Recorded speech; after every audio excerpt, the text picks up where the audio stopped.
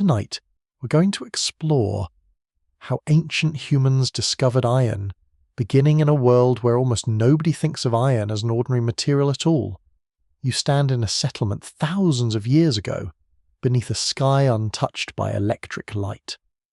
While cooking fires glow beside walls of mud, brick and timber, somewhere nearby, a craftsperson taps stone against stone.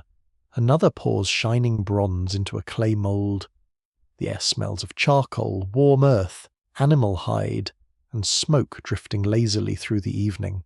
Iron, if anyone here has seen it, is something unusual, mysterious, perhaps even unsettling. So, before you get comfortable, take a moment to like the video and subscribe, but only if you genuinely enjoy what I do here.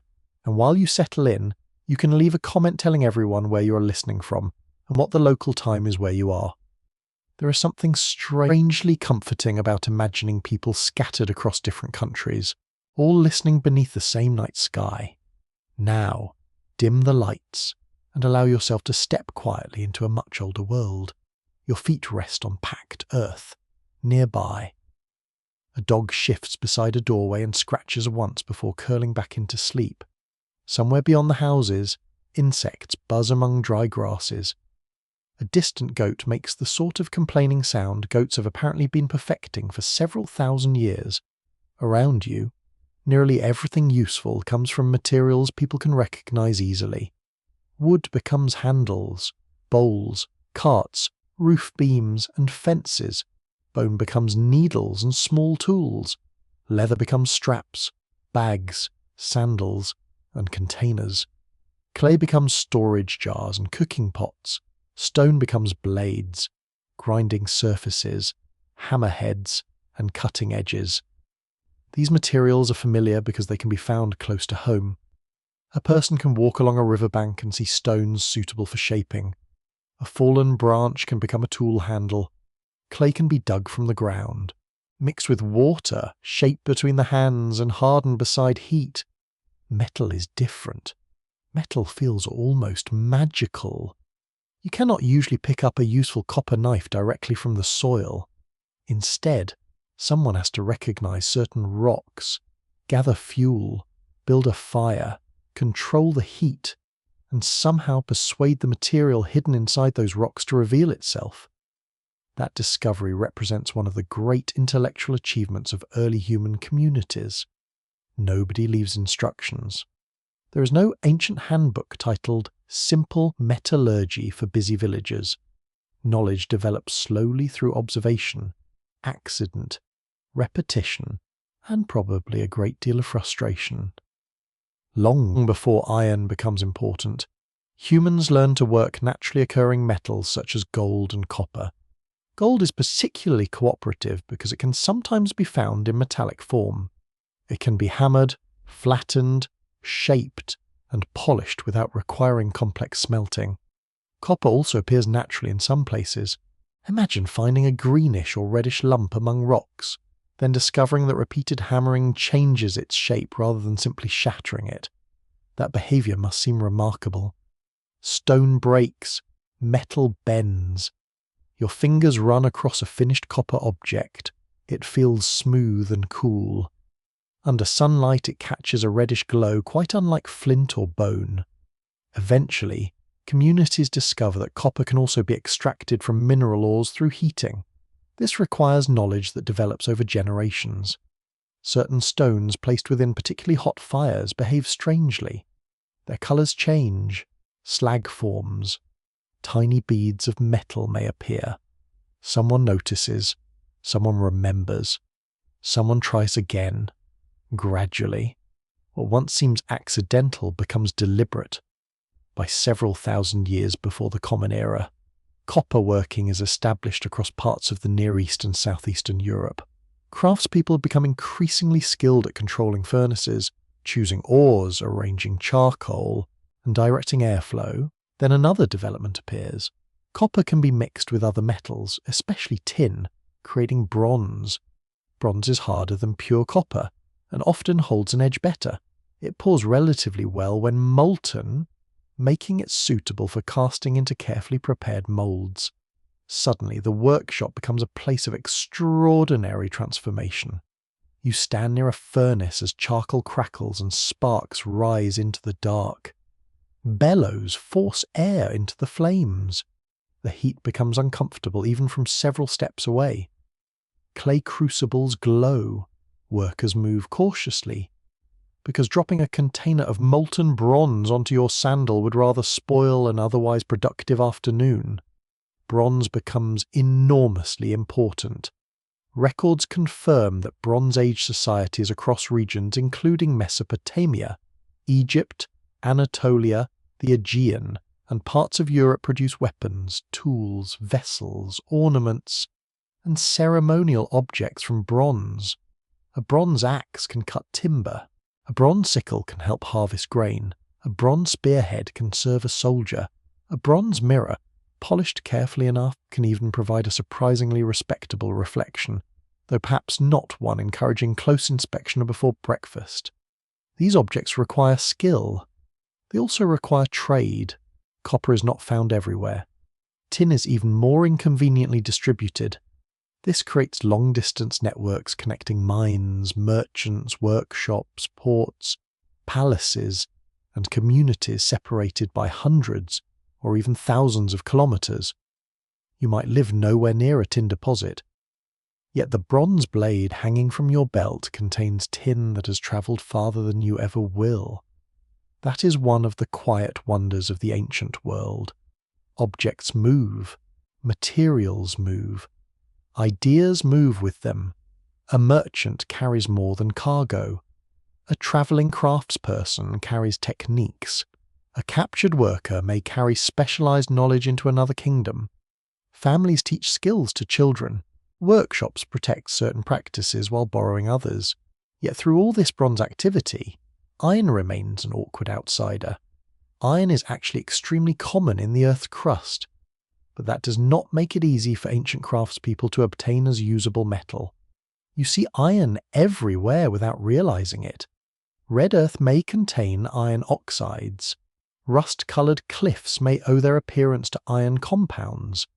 Dark mineral deposits may hold large quantities of iron, but the metal itself is stubbornly locked inside those minerals. Copper ores can often be reduced at temperatures achievable in relatively simple furnaces. Iron demands more careful conditions. This difference helps explain why abundant iron does not immediately replace rarer bronze. Abundance means little if you cannot extract what you need. You might stand beside an entire hill filled with iron-bearing rock and still possess no practical way to turn that hill into a knife. It is rather like owning a locked warehouse without having the key. Early craftspeople are not thinking in modern chemical terms. Of course, nobody speaks about oxygen bonds, reduction reactions, carbon monoxide, or melting points. They think through experience. This rock works. That one does not. This furnace produces something useful. That furnace produces disappointing black rubbish. This charcoal burns hotter. This draft ruins the batch. Knowledge is physical. It lives in hands, eyes, noses, and memory. A skilled furnace worker watches the colour of the fire. A smith listens to the sound of hammering.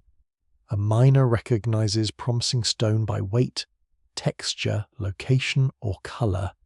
Your ears pick up the rhythm of repeated blows from a nearby workshop. Clink, pause, clink, pause. The sound travels through the evening. In this world, practical knowledge is rarely separated from everyday survival. Metals are valuable because they solve problems. A farmer wants a durable cutting edge. A carpenter wants strong tools. A ruler wants impressive weapons and ornaments. A merchant wants objects that can be transported and exchanged. A household wants needles, hooks, knives, vessels, and fittings. Bronze answers many of those needs extremely well. That is why the arrival of iron is not simply a story about discovering something obviously superior. This point matters. Early iron is not automatically better than bronze. Poorly worked iron can be soft, inconsistent, brittle in places, or filled with slag. A skilled bronze worker may produce a much more dependable object than an inexperienced ironsmith. Historians still argue whether the earliest interest in iron was driven mainly by practical experimentation, prestige, ritual meaning, scarcity of other metals, or some combination of all these pressures. There is unlikely to have been one dramatic moment when a single person announces, with admirable confidence, that humanity has now entered the Iron Age. History rarely behaves that neatly. Instead, you find scattered experiments, rare objects, unusual fragments, occasional pieces treated as precious materials. Iron begins not as the humble nail or farm tool you might expect, but as something exceptional. And oddly enough, some early iron objects may have been considered more impressive than gold. That seems strange from a modern point of view. Today, iron is associated with railway tracks, tools, construction beams, pans, machinery, and countless ordinary objects. Gold sits behind glass in jewellery shops. But rarity creates value. If a community has plenty of gold available through trade, but almost no workable iron, a small piece of iron can carry tremendous prestige. A ruler might possess an iron ornament not because it is the most practical object available, but because almost nobody else owns anything like it.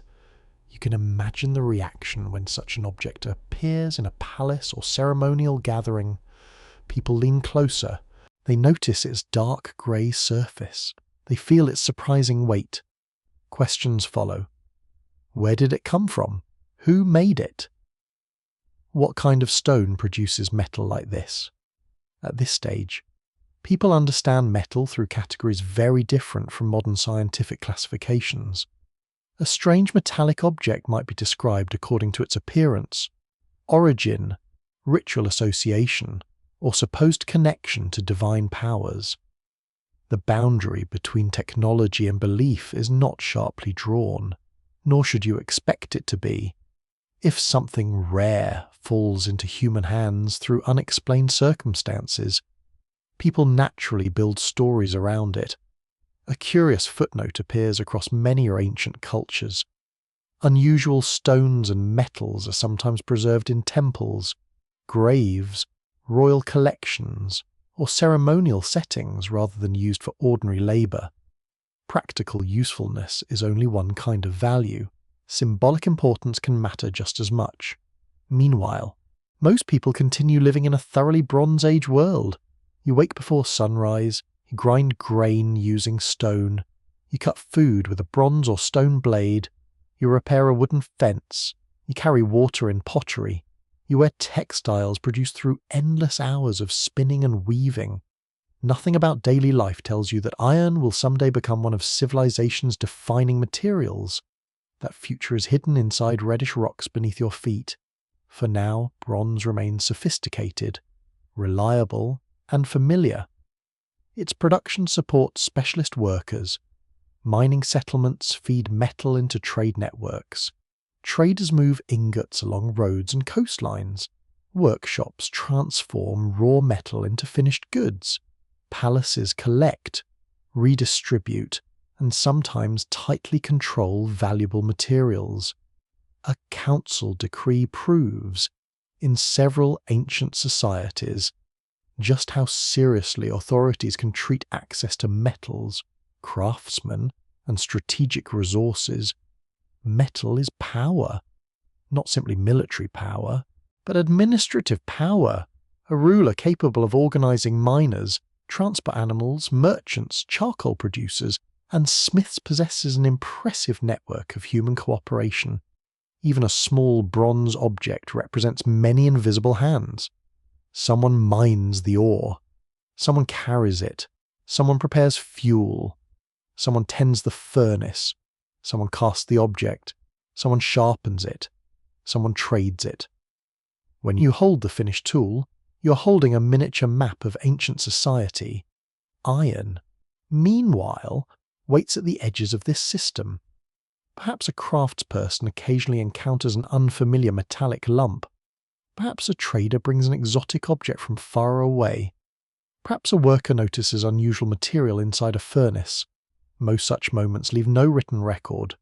That silence is important. Archaeology reconstructs technological change from surviving objects. Workshop remains, furnace debris, slag, tools, mines, and chemical traces. But most experiments vanish. A failed furnace leaves little glory. A broken lump gets discarded. A discovery may be forgotten if nobody understands how to repeat it. Imagine how many times ancient humans accidentally produce something interesting and then fail to reproduce the conditions. You alter the charcoal. You rebuild the furnace. You change the airflow. And whatever curious result appeared last season refuses to appear again. There is a quiet comedy in technological progress. Human beings often discover things while trying to do something else, then spend years figuring out what they accidentally did.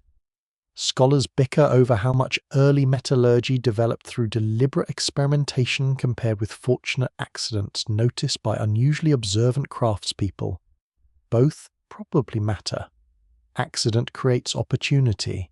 Skill turns opportunity into technique. You sit near the edge of the settlement as night deepens. The workshop fires shrink to orange pools. The metallic tapping becomes less frequent. Someone covers a basket of charcoal against morning dew. A child carries a clay lamp indoors, above the rooftops. Stars appear in extraordinary numbers. At your feet lies ordinary soil containing traces of iron.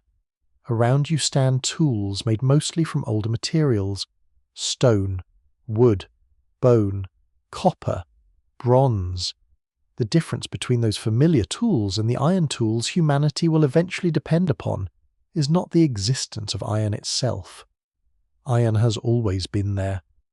The real challenge is learning how to recognize it, separate it from stone, control it in fire, and shape it into something useful. For the moment, that knowledge remains incomplete. You are living at the edge of a technological mystery. The raw material rests quietly inside hills and riverbeds, invisible in plain sight, while human hands slowly gather the experience needed to understand it. The night grows cooler. You feel rough timber beneath your fingertips as you rest beside a doorway. A faint scent of charcoal hangs in the air. Somewhere inside the darkness, a furnace gives one final crackle, and beneath the ground, iron waits. Your eyes lift toward the night sky, where thousands of stars hang above a landscape almost completely free of artificial light. The darkness feels enormous, yet it is not empty. Every so often, a bright streak cuts across the heavens, glowing for a second before vanishing. To you, it is a meteor. To someone living thousands of years ago, it may be something far more mysterious. Most streaks disappear without leaving anything behind, but occasionally a piece survives its violent passage through the atmosphere and reaches the ground. It may bury itself in soil, strike stone, or lie exposed where someone eventually notices it. And sometimes, that fallen object contains iron, not iron extracted from ore, not iron produced in a furnace, actual metallic iron. You bend down and imagine lifting such a fragment in your hand. It feels dense and cold.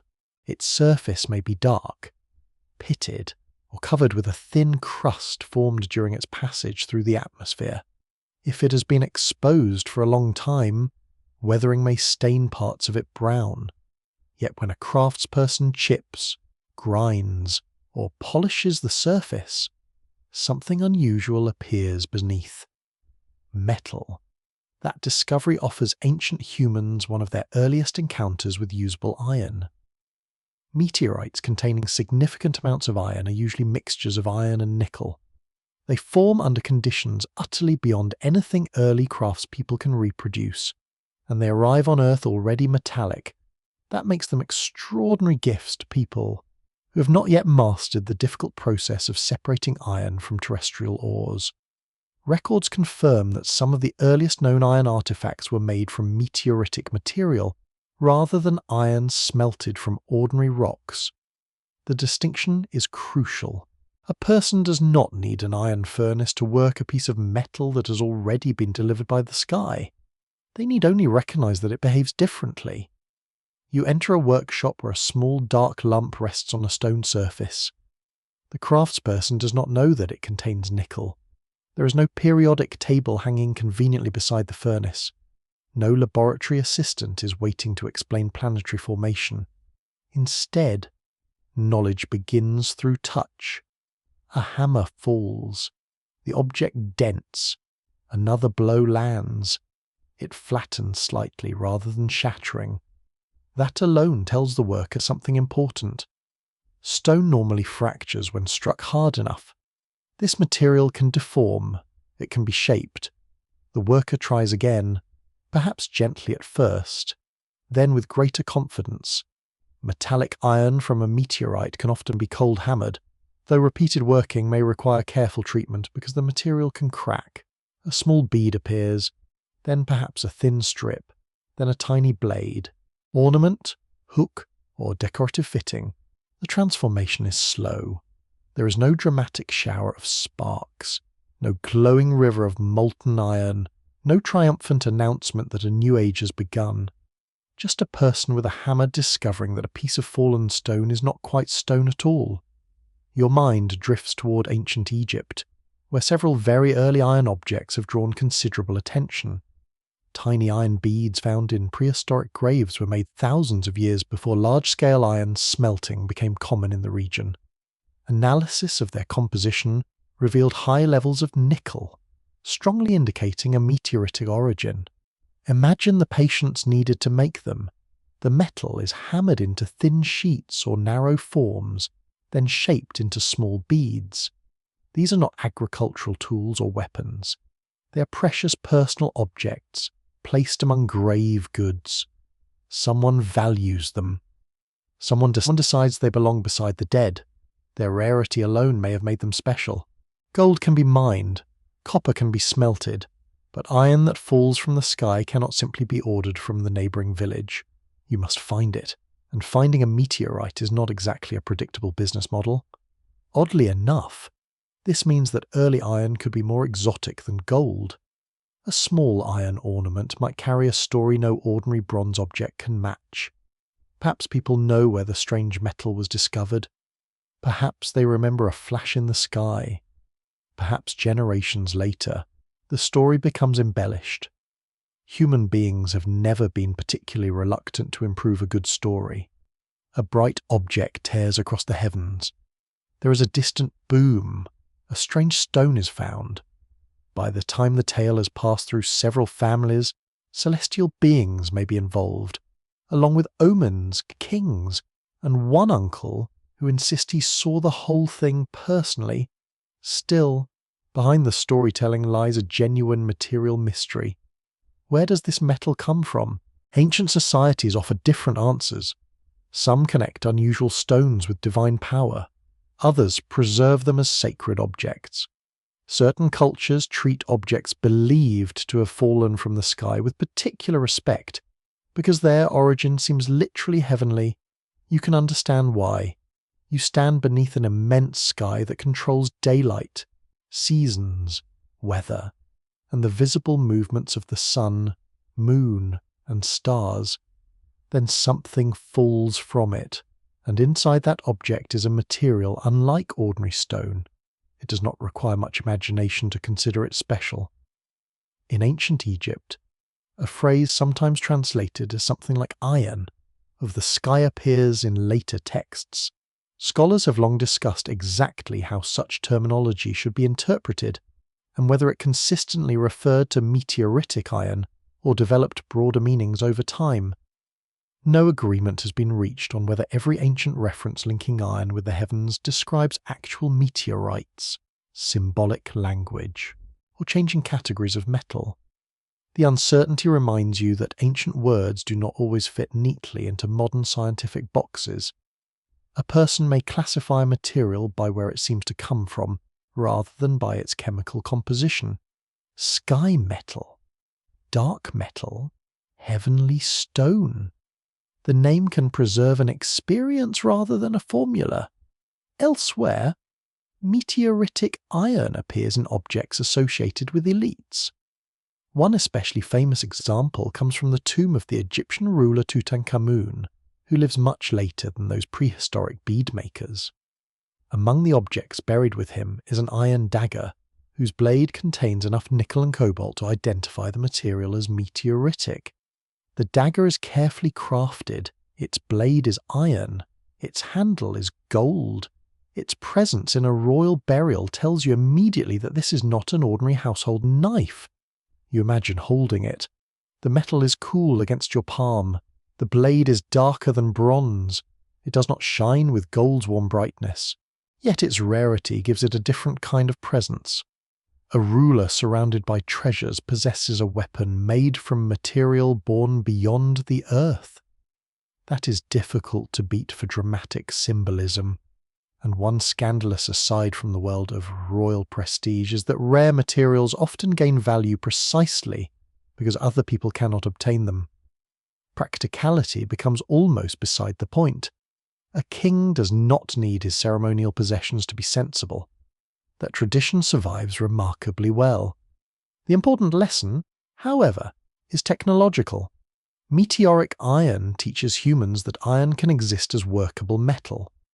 It provides a physical example long before people can reliably create the same kind of material from terrestrial ore. A craftsperson handling such iron learns its weight, colour, hardness, and response to hammering. These observations do not automatically reveal how to smelt iron. That leap remains difficult, but they introduce iron into human experience. Think of it as seeing a finished puzzle before knowing how the pieces fit together. You know the result exists.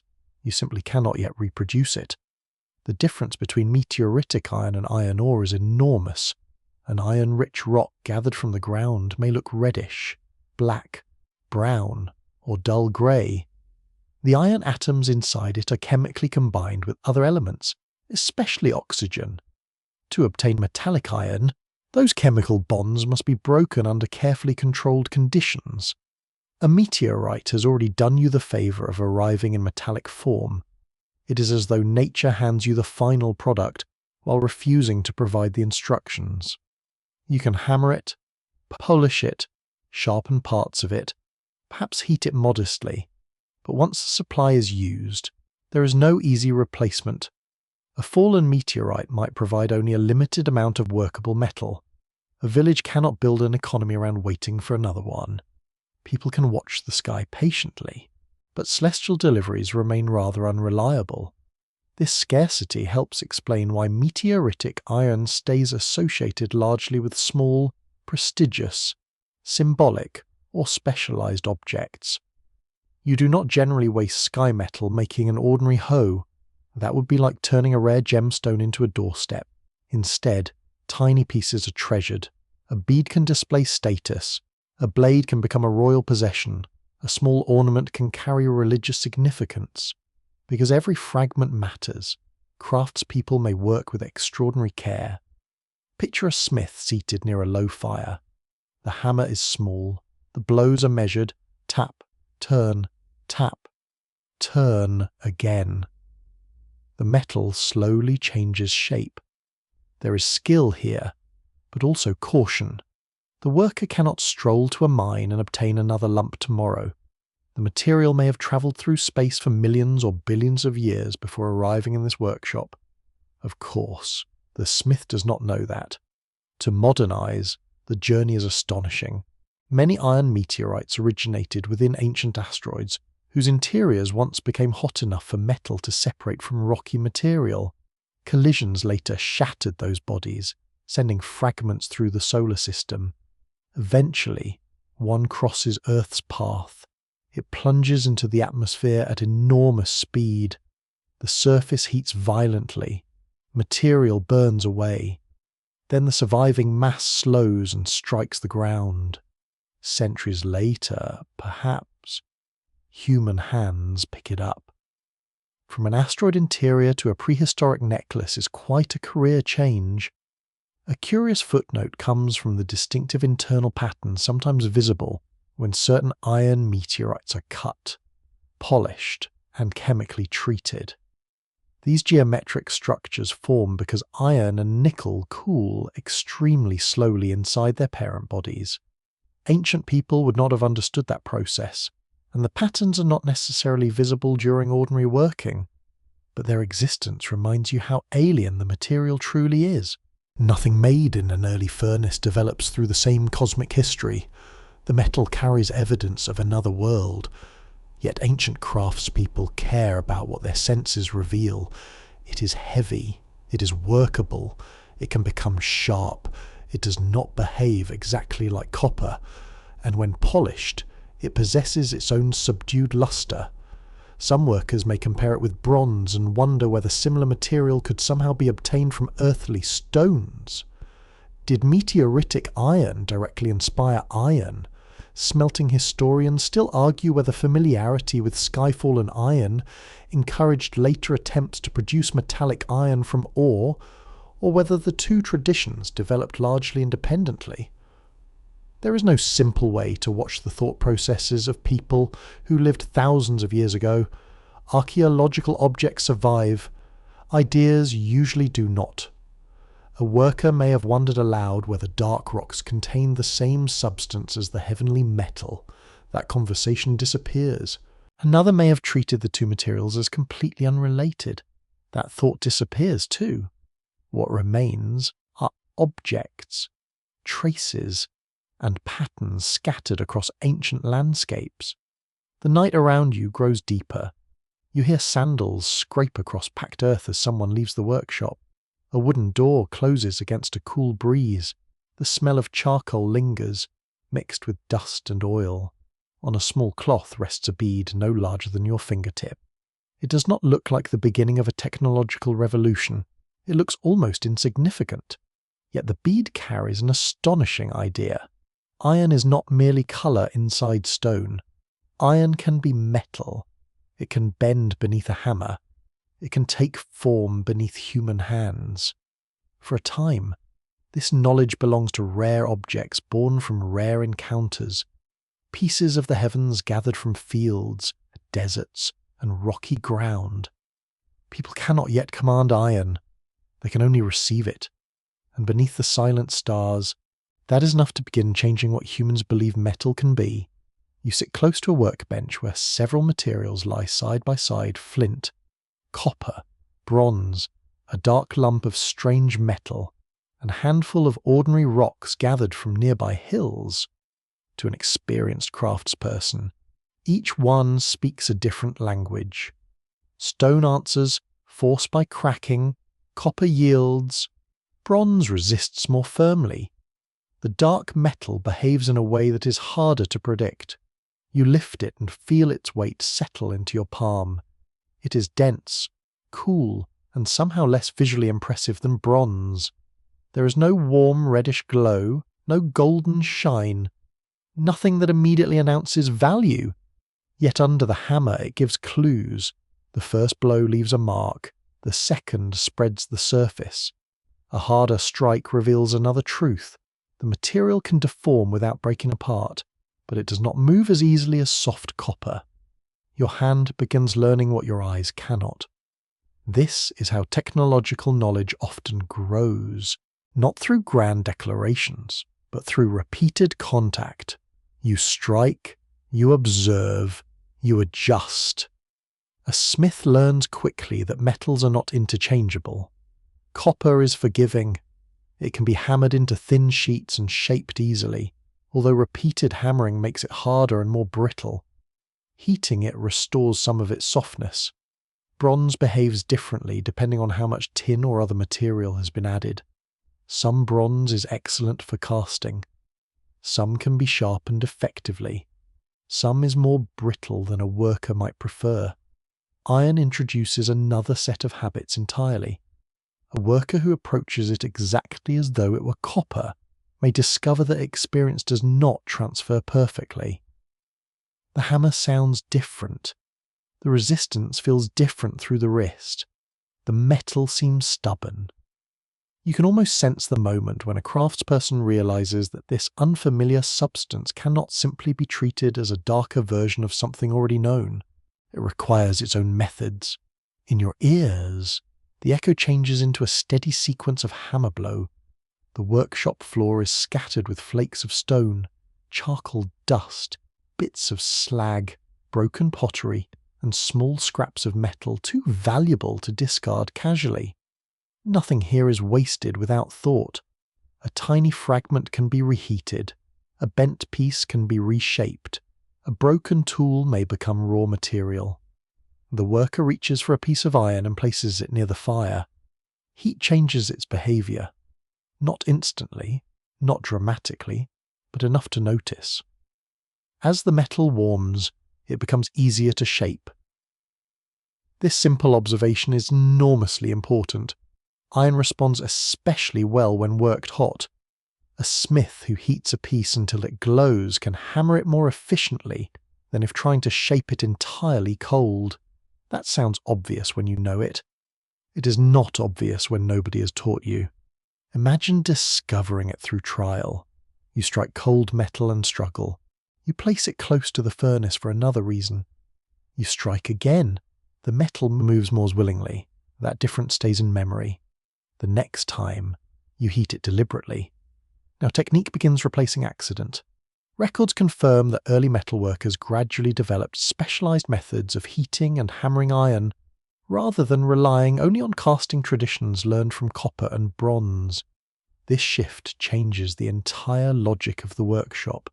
Bronze can be melted relatively easily in ancient furnaces and poured into molds.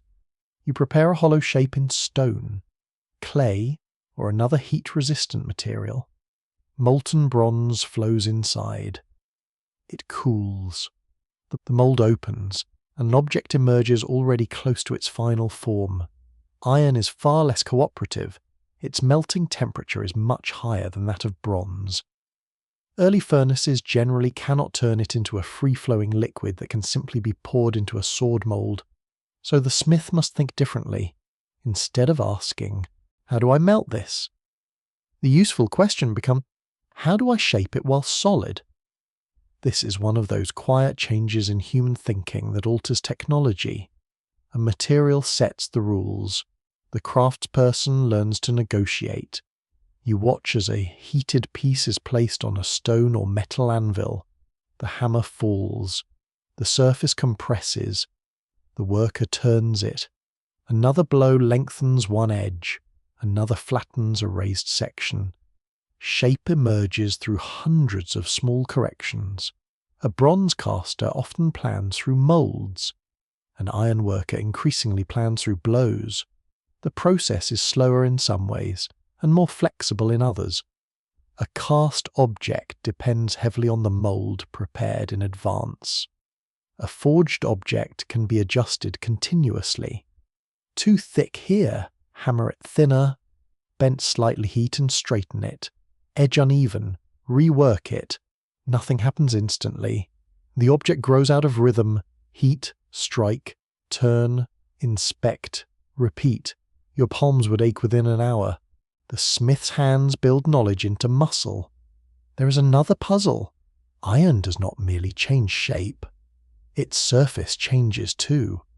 Leave it exposed to damp air and reddish-brown patches begin to appear. Rust. To ancient workers, corrosion is familiar from other metals as well. But iron can deteriorate aggressively under wet conditions. A polished surface loses its shine. A blade develops rough spots. A forgotten object becomes crusted and fragile. That makes iron both impressive and irritating. A tool may be strong, but neglect punishes it. A smith or owner begins learning that oil, grease, dry storage, and regular cleaning can help preserve it. The cold iron latch beneath your fingertips leaves a faint metallic smell. Rain is not your friend. Neither is mud. One curious footnote is that people who depend on iron eventually become surprisingly attentive to tiny signs of moisture. A beautiful weapon may receive more careful wiping than the table it rests on, which tells you quite a lot about human priorities. The metal also has a smell. Technically, what you recognize as the smell of iron largely comes from chemical reactions involving skin oils. But ancient people do not need chemistry to notice it. Touch a piece, rub your fingers together. There it is, sharp, mineral, unmistakable. That sensory familiarity matters. A material becomes part of a culture not only when people know what it can do, but when they recognize how it feels, sounds, smells, and ages. The smith listens to iron. A ringing tone may suggest something about thickness or flaws. A dull response may indicate another condition. The worker watches the colour under heat. Dark red, brighter red, orange. Each shade hints at temperature. There are no thermometers. Colour is the instrument. Distance from the fire matters. Airflow matters. Charcoal quality matters. Timing matters. You can imagine how long it takes to become competent. A novice sees a glowing piece.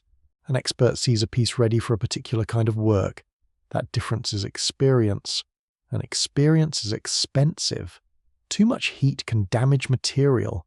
Too little heat wastes effort. Repeated blows in the wrong place can crack an object. A worker may ruin several pieces learning what not to do. One scandalous aside from workshop life is that apprentices have probably been blamed for mistakes caused by masters since the invention of apprentices. Some traditions, it seems, need very little technological development. The smith also notices that not all iron feels the same. Two pieces may look similar, but behave differently under the hammer. One bends readily, another resists. One takes a better edge, another remains frustratingly soft. This inconsistency is not imagination. Iron can contain different amounts of carbon, slag, phosphorus, and other elements. Manufacturing conditions can change its properties dramatically. Ancient workers do not know the atomic reasons. They know outcomes. This piece is good for a blade. That one is better for a hook. This batch disappoints. That batch deserves attention. The beginnings of material science live inside these judgments. A smith may mark a particularly reliable source of ore. Perhaps certain hills produce better metal. Perhaps one furnace design gives stronger results. Perhaps a particular charcoal works best. Observation turns geography into technical knowledge. The village begins to develop a map of quality, not written on parchment, perhaps, stored in people. Take ore from that slope, avoid the reddish layer near the stream, use hardwood charcoal, do not rush the heating. Such rules can survive generations without anyone understanding the chemistry behind them. Practical truth does not require theoretical explanation. You know bread rises before you understand yeast. You know iron responds to heat before you understand crystal structures. The worker may also discover that hammering can improve more than shape. If a rough iron mass contains trapped slag, repeated heating and forging can squeeze some of that unwanted material outward. The hammer is not merely sculpting, it is refining.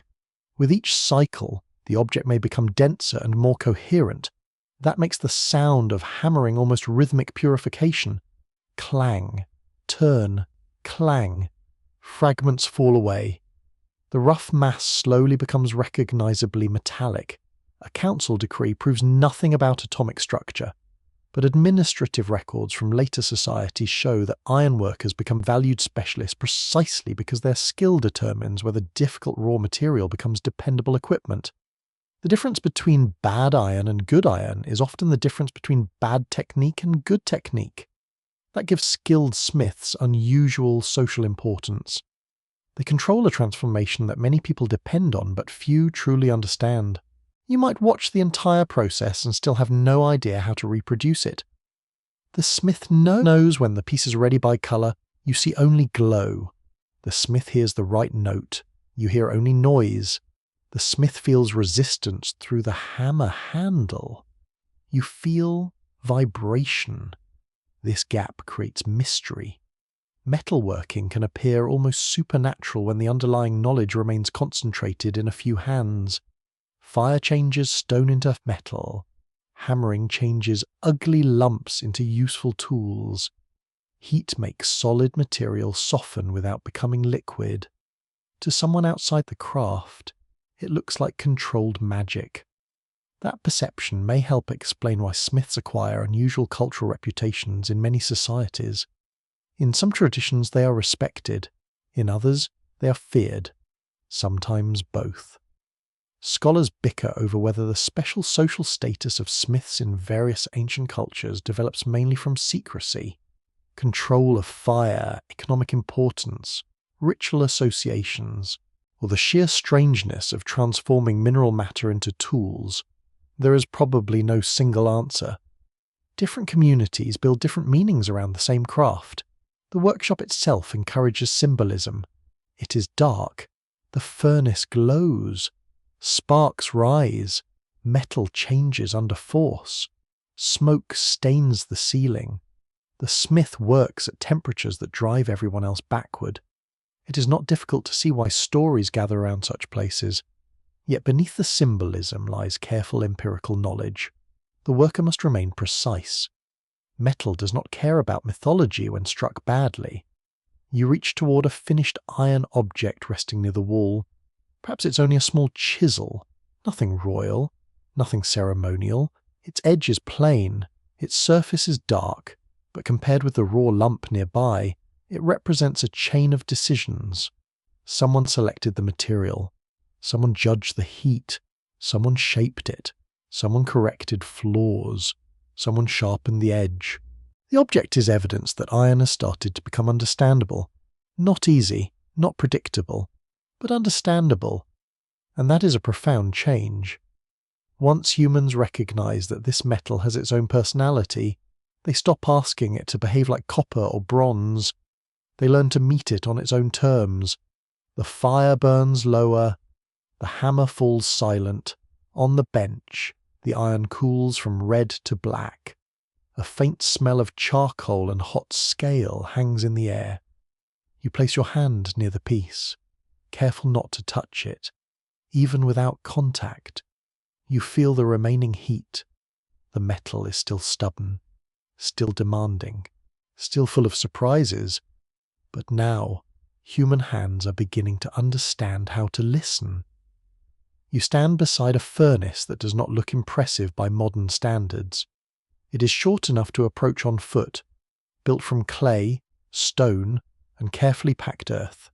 Its walls are thick. Near the bottom, one or more narrow openings lead into the chamber. Charcoal fills much of the interior, and above it lie pieces of mineral-rich rock chosen with great care. At first glance, the furnace seems almost primitive, yet the entire future of ironworking depends on what happens inside it. The challenge is not simply creating fire. Humans have controlled fire for an unimaginably long time. The challenge is creating the right kind of fire, in the right enclosure, with the right fuel, the right flow of air, and enough patience to keep everything working together. A cooking fire is not enough.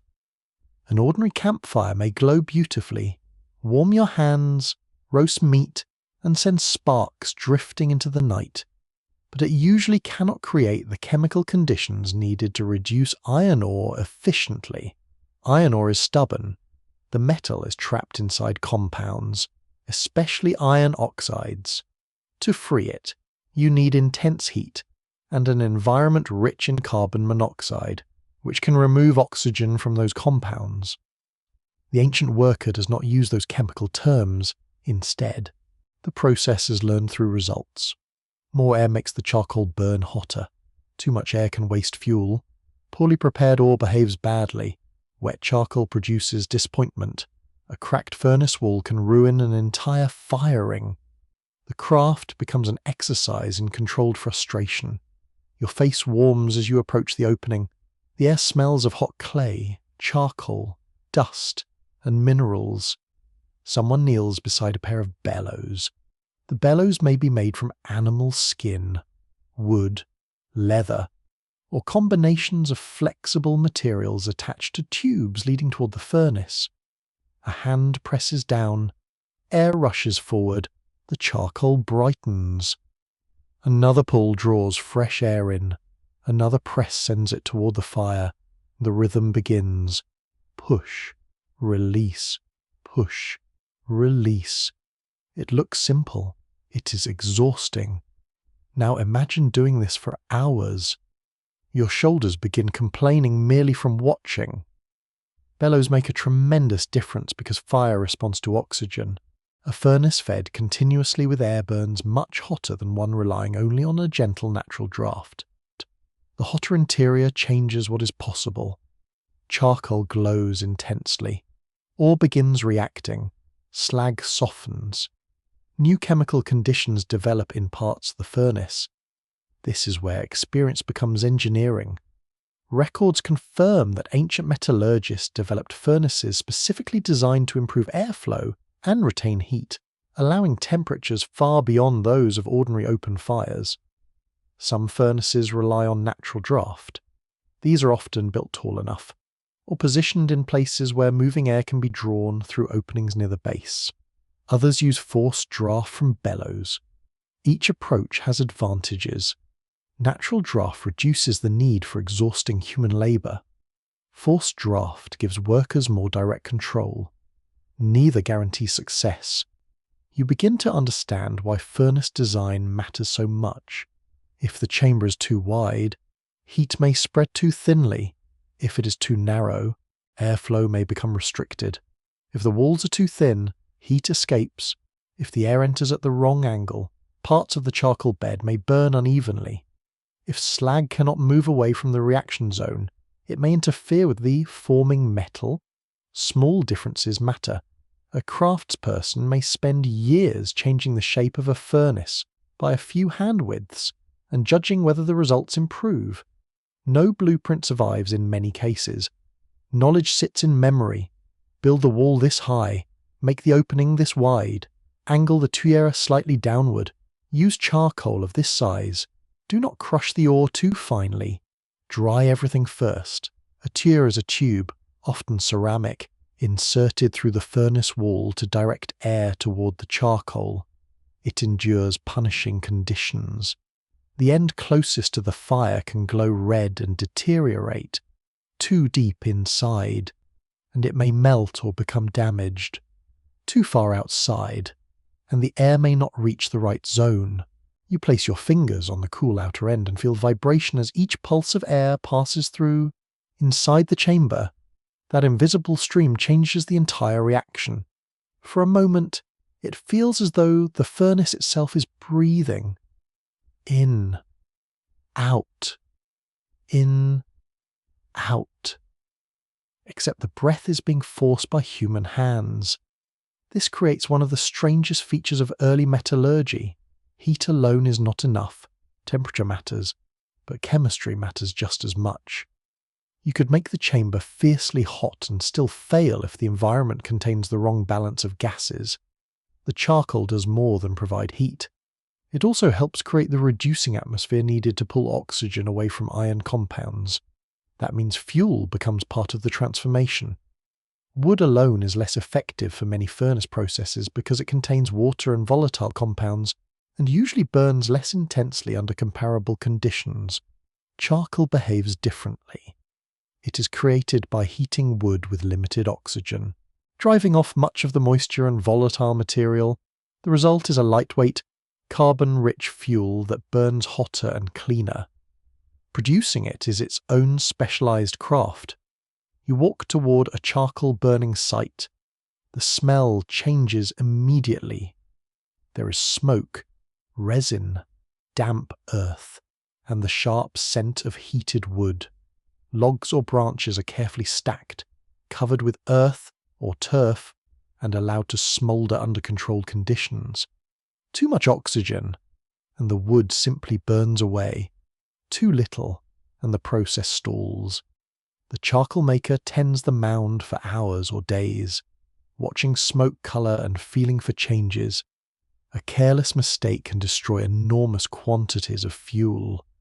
So iron production depends not only on miners and smiths, but on people who understand forests. Trees must be cut, wood must be seasoned, charcoal must be prepared, fuel must be carried. The furnace must be fed continuously. This has environmental consequences. Large-scale metallurgy consumes astonishing amounts of wood. A curious footnote is that some ancient iron-producing regions eventually face pressure on nearby forests, forcing workers to gather fuel from increasingly distant areas. A metal tool may begin its life not in a mine, but in a woodland. That gives iron an invisible appetite. Every glowing furnace is consuming landscape. The ore must also be prepared. Workers may crush larger stones into smaller pieces. They may roast certain ores in open fires before smelting. Roasting can drive away moisture, break down some unwanted compounds, and make the material easier to crush. You hear stones crack as heat penetrates them. The ore changes colour. Some pieces become more friable and crumble under hammer blows. Not every worker understands why this helps. They know that it does. This is practical science built without equations. Observation becomes tradition. Tradition becomes procedure. Procedure becomes technology. The furnace chamber is loaded carefully, charcoal, or more charcoal, perhaps fluxing material depending on local practice and ore type. Then fire takes control. You cannot see everything happening inside. That uncertainty gives the process its tension. Workers watch what they can. The sound of the draft, the colour near the opening, the behaviour of slag, the rate at which charcoal sinks, the amount of smoke. Tiny signs become diagnostic tools. A skilled furnace operator notices a problem before anyone else does. The flame looks wrong.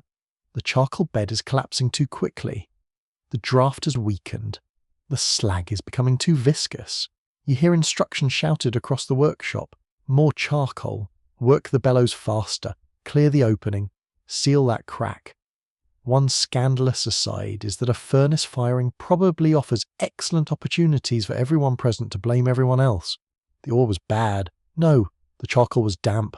No. Someone stopped pumping the bellows. No.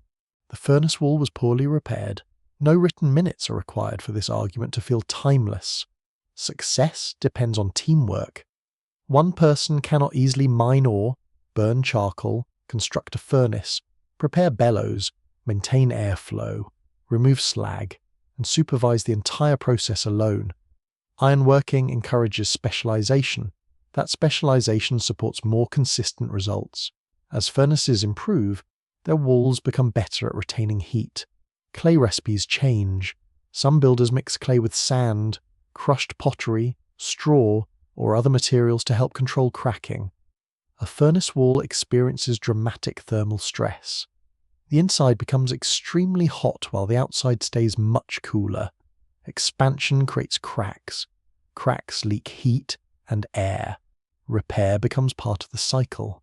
You run a hand across a cooled furnace wall and feel layers of patching. Old scars sit beneath newer clay. The structure itself becomes a record of repeated experiments. A council decree proves, in some later iron-producing societies, that rulers and communities eventually recognize furnaces and smithing installations as strategic infrastructure rather than casual household fires. Control the fuel, control the ore, control skilled labour, and you control a valuable technology. Yet the earliest improvements probably happen in much smaller settings. A village craftsperson notices that a taller furnace works better. Another learns that narrower air openings increase temperature. Another changes the angle of the tuyere. Another starts preheating ore. These discoveries do not appear everywhere at the same time. Different regions develop distinct furnace forms because local conditions differ. Ore differs. Clay differs, woodland differs, climate differs, available labour differs. There is no single universal ancient furnace. That is one reason archaeologists find so many variations. Some are bowl-shaped, some rise into small shafts, Some allow slag to collect at the bottom. Others permit slag to be tapped out through an opening while the furnace is operating. The glowing liquid slag creeping from a tap hole must look almost supernatural. It is not pure metal. It is waste material containing melted minerals and impurities. Still, its movement matters. If slag becomes fluid enough to separate from the forming iron, the process improves. You see a worker open a small hole near the base. A dark, glowing stream begins to ooze outward. It resembles thick lava. Everyone gives it appropriate respect. Bare feet stay far away. The smell is hot, mineral, and dry. Slag eventually cools into glassy or stony lumps. To a modern passerby, those discarded lumps might look like ordinary black rocks. To archaeologists, they are technological fingerprints. Their shape and composition can reveal how a furnace operated. For the people producing them, however, slag is mostly troublesome waste. The desired metal is forming somewhere inside. Scholars still argue whether some early furnace improvements emerged primarily from deliberate experimentation or from changes copied through contact between specialist communities. The distinction is difficult to prove. A travelling smith can carry ideas. A trader can describe a furnace seen in another town. A captured craftsperson can bring knowledge unwillingly. A local worker can independently discover the same solution. Human beings tend to solve similar problems in similar ways when fire keeps misbehaving. There is also the issue of temperature. Iron melts at a temperature far beyond what early bloomery furnaces generally achieve throughout their chambers, yet complete melting is not necessary. That is the cleverness of the process. The goal is to reduce iron oxide into metallic iron, while keeping much of the iron below its melting point. Metal particles form. They begin sticking together. Slag surrounds them. A spongy mass gradually develops. The furnace does not need to become a modern blast furnace. It needs to become controlled enough for chemistry to work. This is an important shift in understanding. The workers are not trying to make a river of liquid iron. They are learning to create conditions where solid iron can emerge from ore. That makes the furnace less like a melting pot and more like a chemical chamber built from earth. Your mind drifts toward the people operating it deep into the night. The bellows squeak. Charcoal snaps. The furnace glows orange through openings. Sweat runs down faces despite the cool evening air. Smoke drifts into clothing and hair. Every so often, someone leans closer, squints, and adjusts something almost too small for you to notice. A little more air, a little less ore, another layer of charcoal. These tiny decisions separate success from failure. Technology develops at the scale of fingers. You begin to appreciate something easily missed when history is reduced to named ages and dramatic inventions. A furnace is knowledge made physical. Its height records experience. Its wall thickness records experience. Its air holes record experience. Its fuel mixture records experience. Even the position of the workshop may record experience, chosen for access to wind, water, clay, or wood. Nothing is random once the craft matures. The furnace may look crude. It is not. It is a machine built from simple materials, and like any machine, it works because countless variables have been slowly brought under control. The night becomes quieter around you. Only the bellows continue. Push, release, push, release. Inside the glowing chamber, ordinary rock is being forced into conditions it would never naturally encounter at the surface. Charcoal provides heat. Air feeds the charcoal. Clay traps the heat. Human hands maintain the rhythm. The furnace stands at the center of them all, small, smoky, fragile, and astonishingly clever. You crouch beside the furnace as the fire settles, and for the first time the most interesting part of the process is no longer the flame. It is what remains inside. The charcoal has burned down. The clay walls still radiate heat. Slag has pooled, hardened, or clung to the lower chamber in dark, glassy masses. Ash covers the ground in pale grey patches, and every tool nearby seems dusted with soot. Someone begins opening the furnace. The air changes immediately. Hot mineral smells rise from the broken clay. Charcoal fragments tumble outward.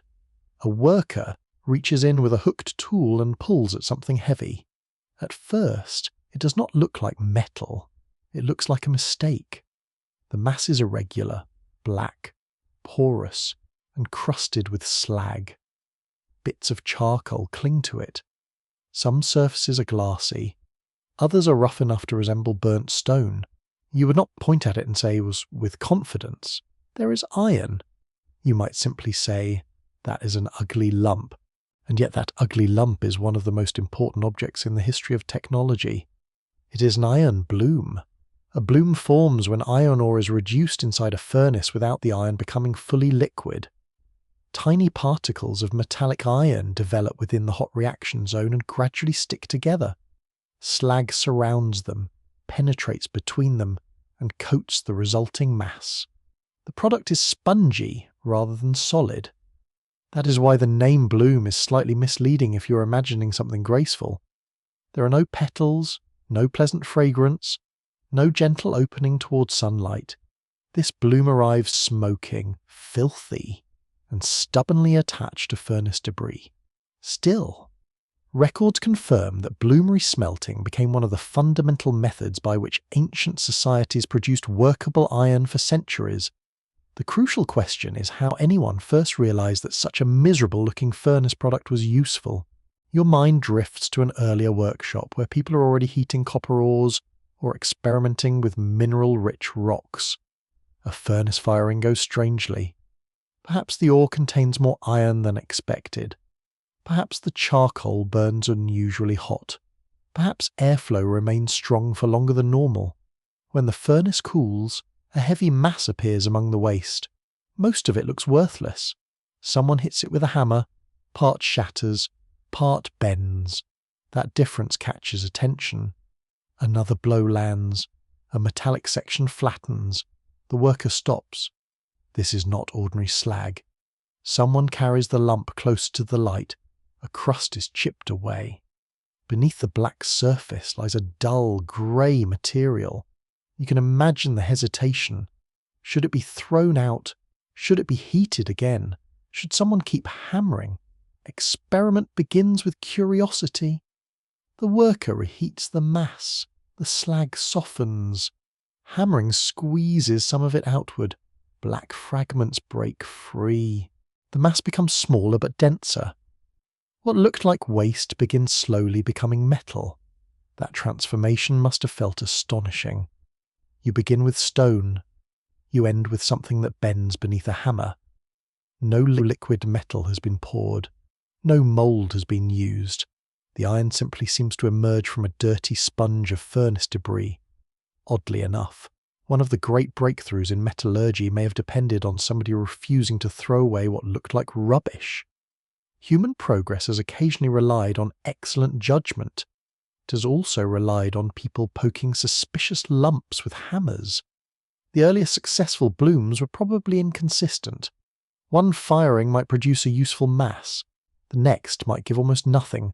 A third could create iron in several small pieces scattered through the slag. That inconsistency makes the discovery difficult to recognize as a repeatable process. An accident becomes technology only when someone learns what caused it. You watch workers examine the remains of several firings. They compare which ore was used, how much charcoal, how long did the furnace stay hot, was the airflow stronger, where inside the furnace did the metallic material form. The questions may never be written down, but they are present in practice. A worker remembers that the best lump appeared near the tuyere. Another notices that certain reddish stones produce more metal. Another realizes that larger ore pieces remain partly unchanged. Another changes the ratio of fuel to ore. Slowly, patterns emerge. There is no sudden revelation. Instead, there are successful mornings and disappointing mornings. One day, the furnace gives a bloom large enough to justify the work. Another day, it gives something the size of a fist. Another gives only slag and irritated faces.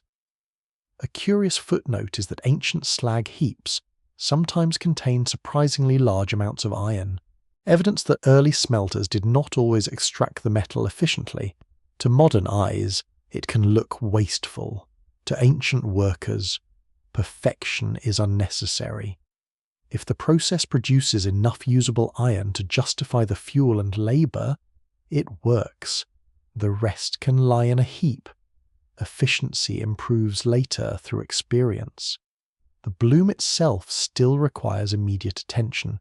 A fresh bloom is hot, soft enough for consolidation, and packed with slag. If workers allow it to cool completely, reheating such a large irregular mass consumes more fuel. So they often begin working it while it remains hot. You hear the sound before you see the action.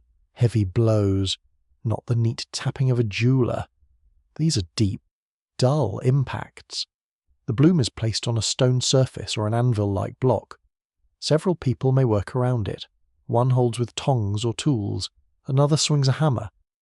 Sometimes more than one hammer is used.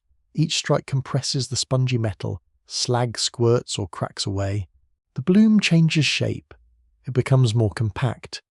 This stage is sometimes called consolidation. The word sounds tidy. The reality is smoky, loud, and physically demanding. You stand close enough to feel heat on your face. Sparks jump from the surface. Fragments land on the floor. The smell is part hot metal, part charcoal, part mineral dust. The worker turns the mass. Another blow. A dark liquid bead of slag squeezes from a crack. Another blow. A cavity closes. Another. Slowly. The mass begins behaving less like a porous rock and more like a piece of iron. No one needs to understand microscopic structure to notice improvement. The hammer tells the story through resistance. Early in the process, the bloom feels uneven. Some areas collapse easily. Others seem hard. A slag is removed and the iron is welded together under heat and pressure. The material becomes more coherent. You begin to hear the difference. The sound sharpens. The bounce changes. The smith's arms respond differently. Skill turns noise into information. This is one reason the first bloom is not the finished product. Producing metallic iron from ore is only half the problem. The rest is separating enough metal from enough waste to make something useful. The bloom may lose a significant portion of its apparent size during consolidation. What seemed enormous emerging from the furnace becomes a much smaller billet. The smith does not mourn the reduction. Most of what disappears was never useful iron. It was slag, charcoal, ash, and poorly reduced material. The goal is not to preserve size. The goal is to preserve quality. A worker may cut or break the bloom into smaller pieces. Some portions are better than others. The most metallic sections are kept. Poor material might be reheated or discarded. Now another discovery becomes important. Two separate pieces of hot iron can sometimes be joined by hammering them together at sufficiently high temperature. Forge welding allows small portions to become larger bars.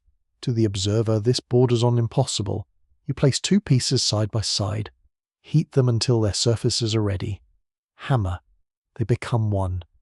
There is no glue, no rivet, no molten pool. Just heat, pressure, clean contact, and skill.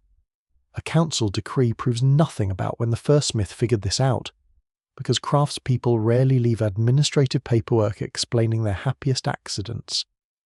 Archaeology instead preserves objects showing that ancient ironworkers became capable of joining, folding, refining, and reshaping iron with remarkable control. But the earliest attempts are probably much simpler. The smith wants one solid bar. The bloom provides several uncertain pieces. The hammer becomes the solution.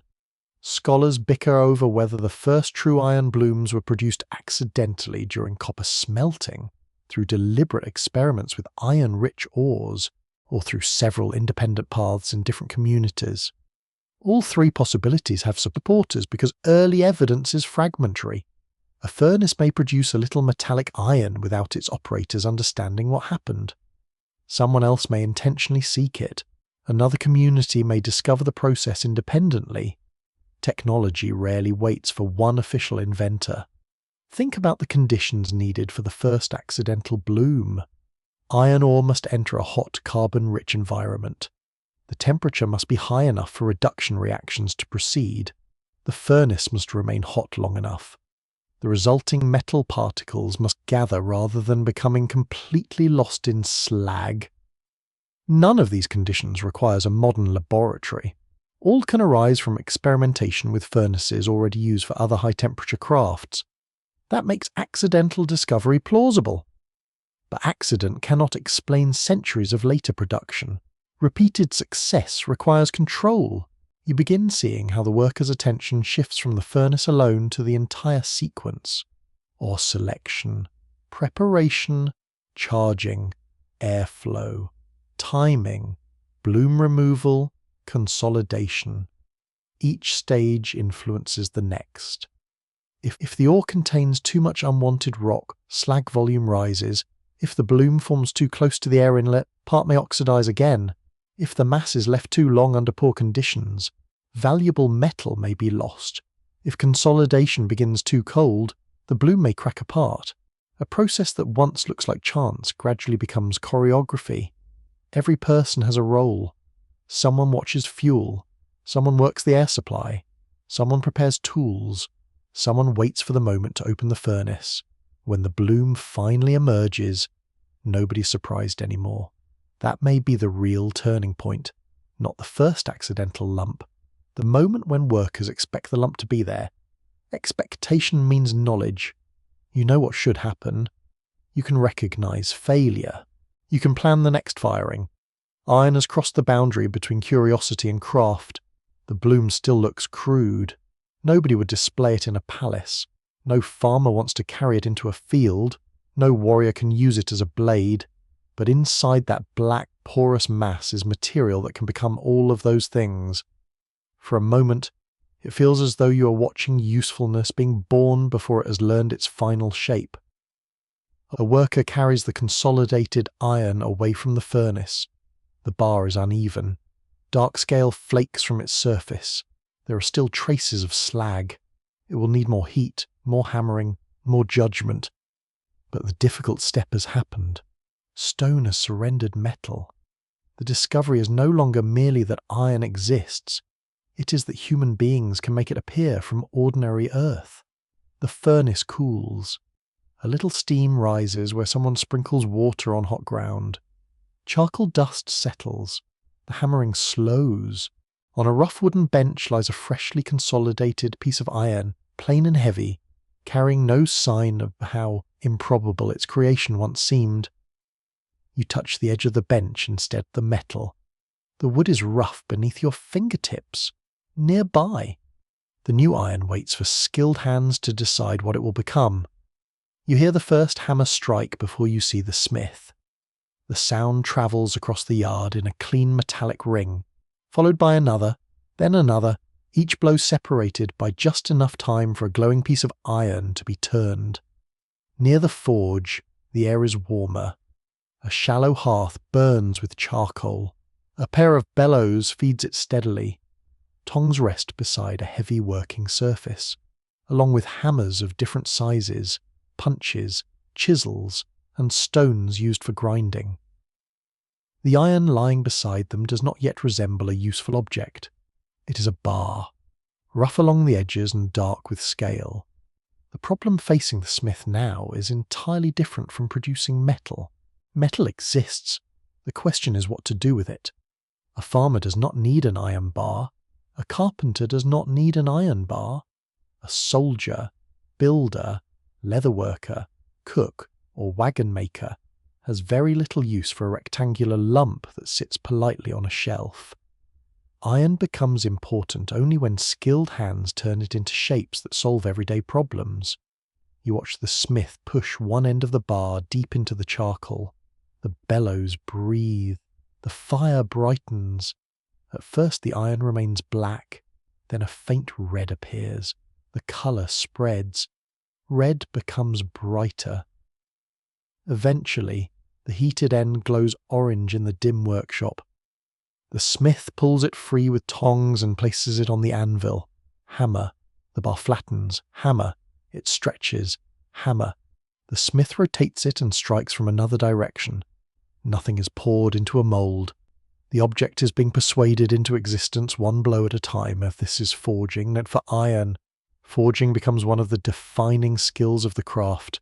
Records confirm that ancient smiths produced a vast range of iron objects by repeatedly heating and hammering metal into shape, from simple knives and nails to agricultural tools and weapons. The technique offers remarkable flexibility. A smith can make part of a bar thinner while leaving another part thick. One end can become pointed, a flat section can be bent, a hole can be punched, a narrow strip can be curled, an edge can be drawn out and sharpened. Instead of making a new mould for every shape, the smith adjusts the object as work continues. Your eyes follow the hammer. The blows are not random. A novice might simply hit the metal as hard as possible and discover, very quickly, that enthusiasm is not the same thing as skill. The experienced smith knows where each blow must land. Strike near the edge, and metal spreads outward. Strike along the length, and the piece stretches. Use the hammer face differently, and the surface changes in another way. The hammer is both force and language. You notice that the smith does not keep working until the piece is cold. As the glow fades, the metal becomes more resistant. The hammer begins accomplishing less, so the piece returns to the fire. Heat, hammer, heat again. The cycle can continue dozens of times. This repetition is what makes forging seem almost meditative when viewed from a safe distance. The reality for the smith's shoulders is probably less spiritual. Still, there is rhythm, bellows, fire, tongs, hammer, water, pause, again. The worker begins with a simple tool, perhaps a small knife. One end of the bar is flattened, the edge is drawn thinner, the back remains thicker for strength. A narrow extension may be formed so it can fit into a wooden or bone handle. This extension is called a tang. The tang does not need to be beautiful. It disappears inside the handle. Its job is to hold. Already, you can see how iron encourages new relationships between materials. Metal forms the cutting edge. Wood provides a comfortable grip. Leather may wrap the handle. Resin might help secure components. A finished tool is often a partnership between several crafts. The same principle applies to an axe.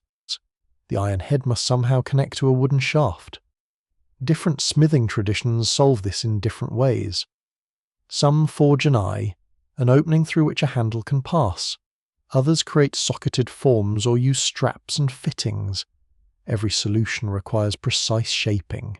Too loose, and the head wobbles. Too tight, and the handle may split. The blacksmith is not merely making iron. The blacksmith is making iron cooperate with the rest of the human world. Your mind drifts toward a farming settlement where one iron edge can influence an entire day's labour. A sickle needs a curved cutting surface. A hoe needs a broad working edge. A plough component must survive repeated contact with hard soil. A woodworker's chisel must keep a narrow, dependable edge. Each tool asks something different from the same material. That encourages specialization in technique. The smith learns that thickness matters, geometry matters, balance matters, even the angle of an edge matters.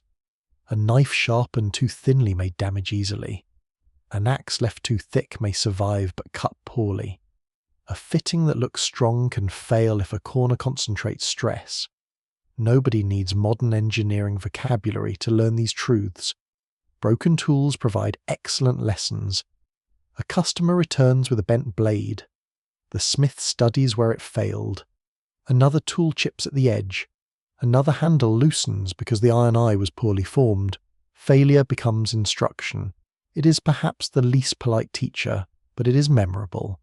Oddly enough, Damaged iron often has one major advantage over broken stone.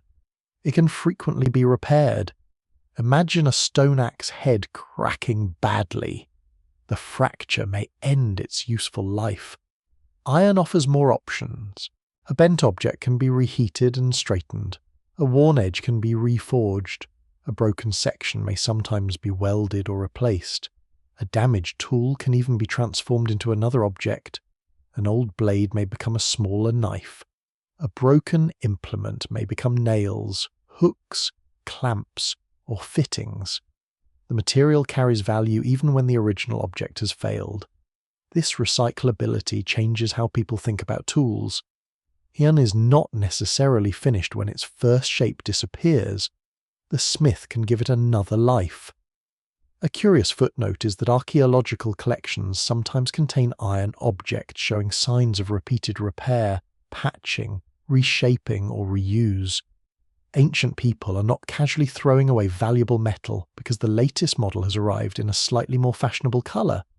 They work with what they have. The forge becomes a place of renewal as much as manufacture. A farmer brings in a damaged tool. The smith heats it. The edge glows. A few controlled blows restore the shape. Grinding removes irregularities. The farmer leaves with something useful again. This creates a relationship between smith and community that goes beyond production. The smith becomes a maintenance specialist. When metal tools spread, villages increasingly depend on someone who understands how to keep them alive. The work is not glamorous. A nail is not royal treasure. Neither is a hinge, but ordinary fittings quietly change daily life. You walk toward a heavy wooden door. Instead of relying entirely on wooden pegs or leather straps, it can use iron hardware. A hinge allows repeated movement.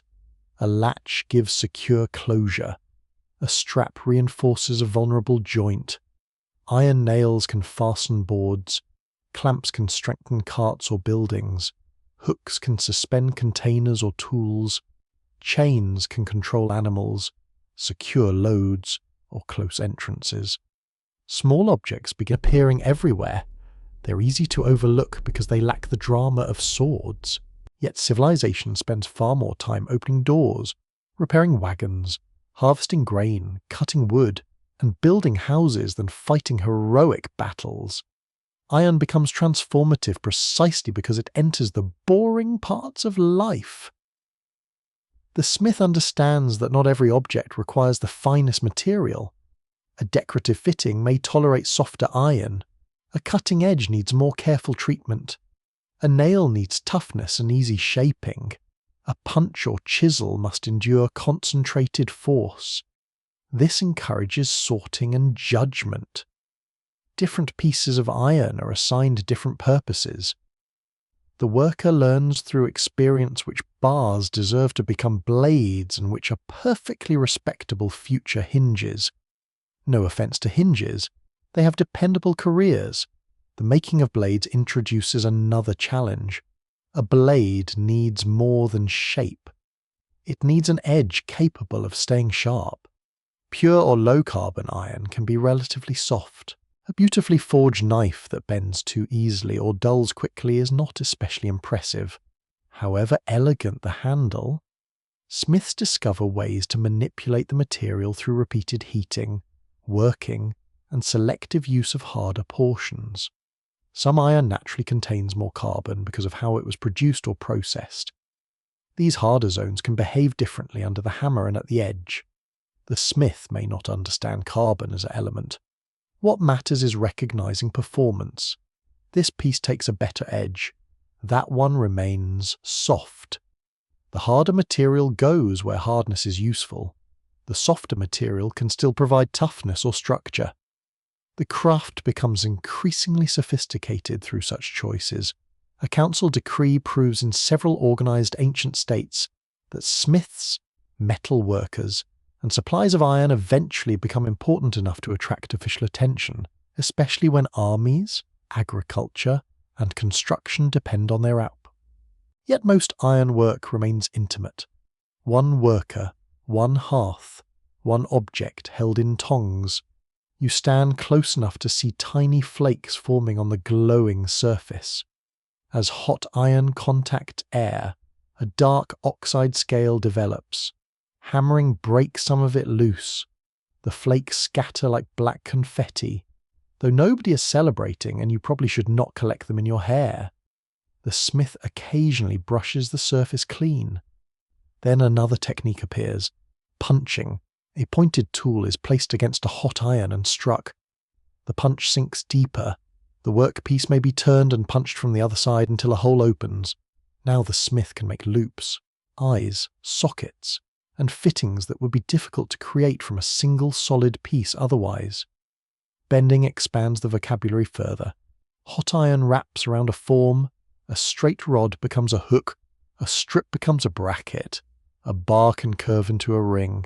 Once you understand that iron can be flattened, stretched, bent, punched, cut, welded, and sharpened, the number of possible objects multiplies dramatically. The forge becomes a workshop for shapes. Scholars still argue whether the spread of forged iron tools was driven more strongly by their practical advantages, the increasing availability of iron, the organisation of specialist production, or the economic difficulty of maintaining large bronze supply networks. The answer probably differs from place to place. A village near good iron deposits faces different choices from a palace supplied by established bronze trade. A frontier settlement values repairability differently from a wealthy ceremonial centre. Technology never enters an empty world. It must compete with tools people already know and trust. That means the iron tool has to prove itself. You can imagine a farmer examining a newly forged sickle with some suspicion. The bronze one works. The stone tool worked for generations. Why trust this dark object? Then the iron edge meets the crop, or the axe meets timber, or the chisel enters wood. Performance answers more convincingly than speeches. If the tool works well, neighbours notice. If it lasts, they notice again. If the smith can repair it instead of replacing it entirely, the advantage becomes obvious. Demand grows through ordinary experience, and soon the hammer's rhythm is tied directly to the seasonal rhythm of the community. Before harvest, cutting tools need attention. Before building, nails and fittings are required. Before journeys, carts need repairs. Before planting, agricultural implements must be ready. The smith's work follows human necessity. You move your fingers across a cooled iron tool resting on the bench. The surface is not perfectly smooth. Tiny hammer marks remain visible. The object carries its making on its skin. You can almost reconstruct the blows, the flattened edge, the tapered point, the bend near the socket. Each mark represents a decision. The tool is no longer a mysterious substance or an accidental product of fire. It has become purposeful. Someone knows what shape it should have. Someone knows how to make that shape. Someone knows how to repair it when it wears. The distinction is subtle but enormous. A material becomes a technology when people can reliably turn it into solutions. Around the forge, ordinary objects begin accumulating. A knife, a hook, a chisel, a hinge, an axe head, a handful of nails. None needs to be spectacular. Their power lies in repetition. One useful object becomes 10. 10 become hundreds. The glow of the hearth softens while the newest tool cools on rough wood. Its edge catches a little firelight. The hammer rests beside it. For once, the iron is quiet. It has been heated, struck, bent, corrected, sharpened, and given a purpose. In human hands, stubborn metal has become useful work. You step into a busy market where languages overlap as easily as footsteps. A donkey brays beside a stack of baskets. Traders argue over weights. Bronze bowls flash in the sunlight. Wool, grain, timber, dyes, leather, pottery, and metal objects pass from hand to hand. Nothing here travels alone. Every object carries information. A knife reveals how an edge was shaped. A spearhead reveals how a socket was formed. A strange furnace design can be described over a meal. A smith watching another smith needs only a few minutes to notice that the hammer is being used differently. This is how ironworking begins to move across regions. Not as a single package handed neatly from one civilization to another, but as fragments of knowledge carried by people. You follow a caravan road through Anatolia, the broad peninsula connecting the eastern Mediterranean with the lands farther east. Mountains rise in the distance. Valleys guide movement. Settlements cluster around water, farmland, mines, and routes used by merchants. This landscape matters because Anatolia contains communities with long traditions of metalworking. Copper, silver, gold, bronze, and eventually iron are all worked here by skilled specialists. In the second millennium before the Common Era, powerful states controlled parts of the region, including the Hittite kingdom and later empire. Iron appears in Hittite records and archaeological contexts, which has encouraged generations of stories claiming that the Hittites secretly invented ironworking and guarded the technique like some ancient industrial patent. The real picture is more complicated. Records confirm that iron objects are present in Anatolia during the Bronze Age, but iron remains relatively rare for much of that period. Some pieces are prestige goods, others may have ceremonial or diplomatic value. The existence of iron does not mean that every village blacksmith is producing axes by the cartload. Still, specialist knowledge is developing. You enter the courtyard of a palace workshop. The atmosphere is controlled in a way that feels different from a village forge. Officials keep track of supplies. Craftspeople may work under royal supervision. Metal arrives through organized networks. Finished objects can be directed towards soldiers, officials, temples, diplomatic gifts, or elite households. A ruler has good reasons to care about skilled metalworkers. Weapons matter, tools matter, prestige objects matter.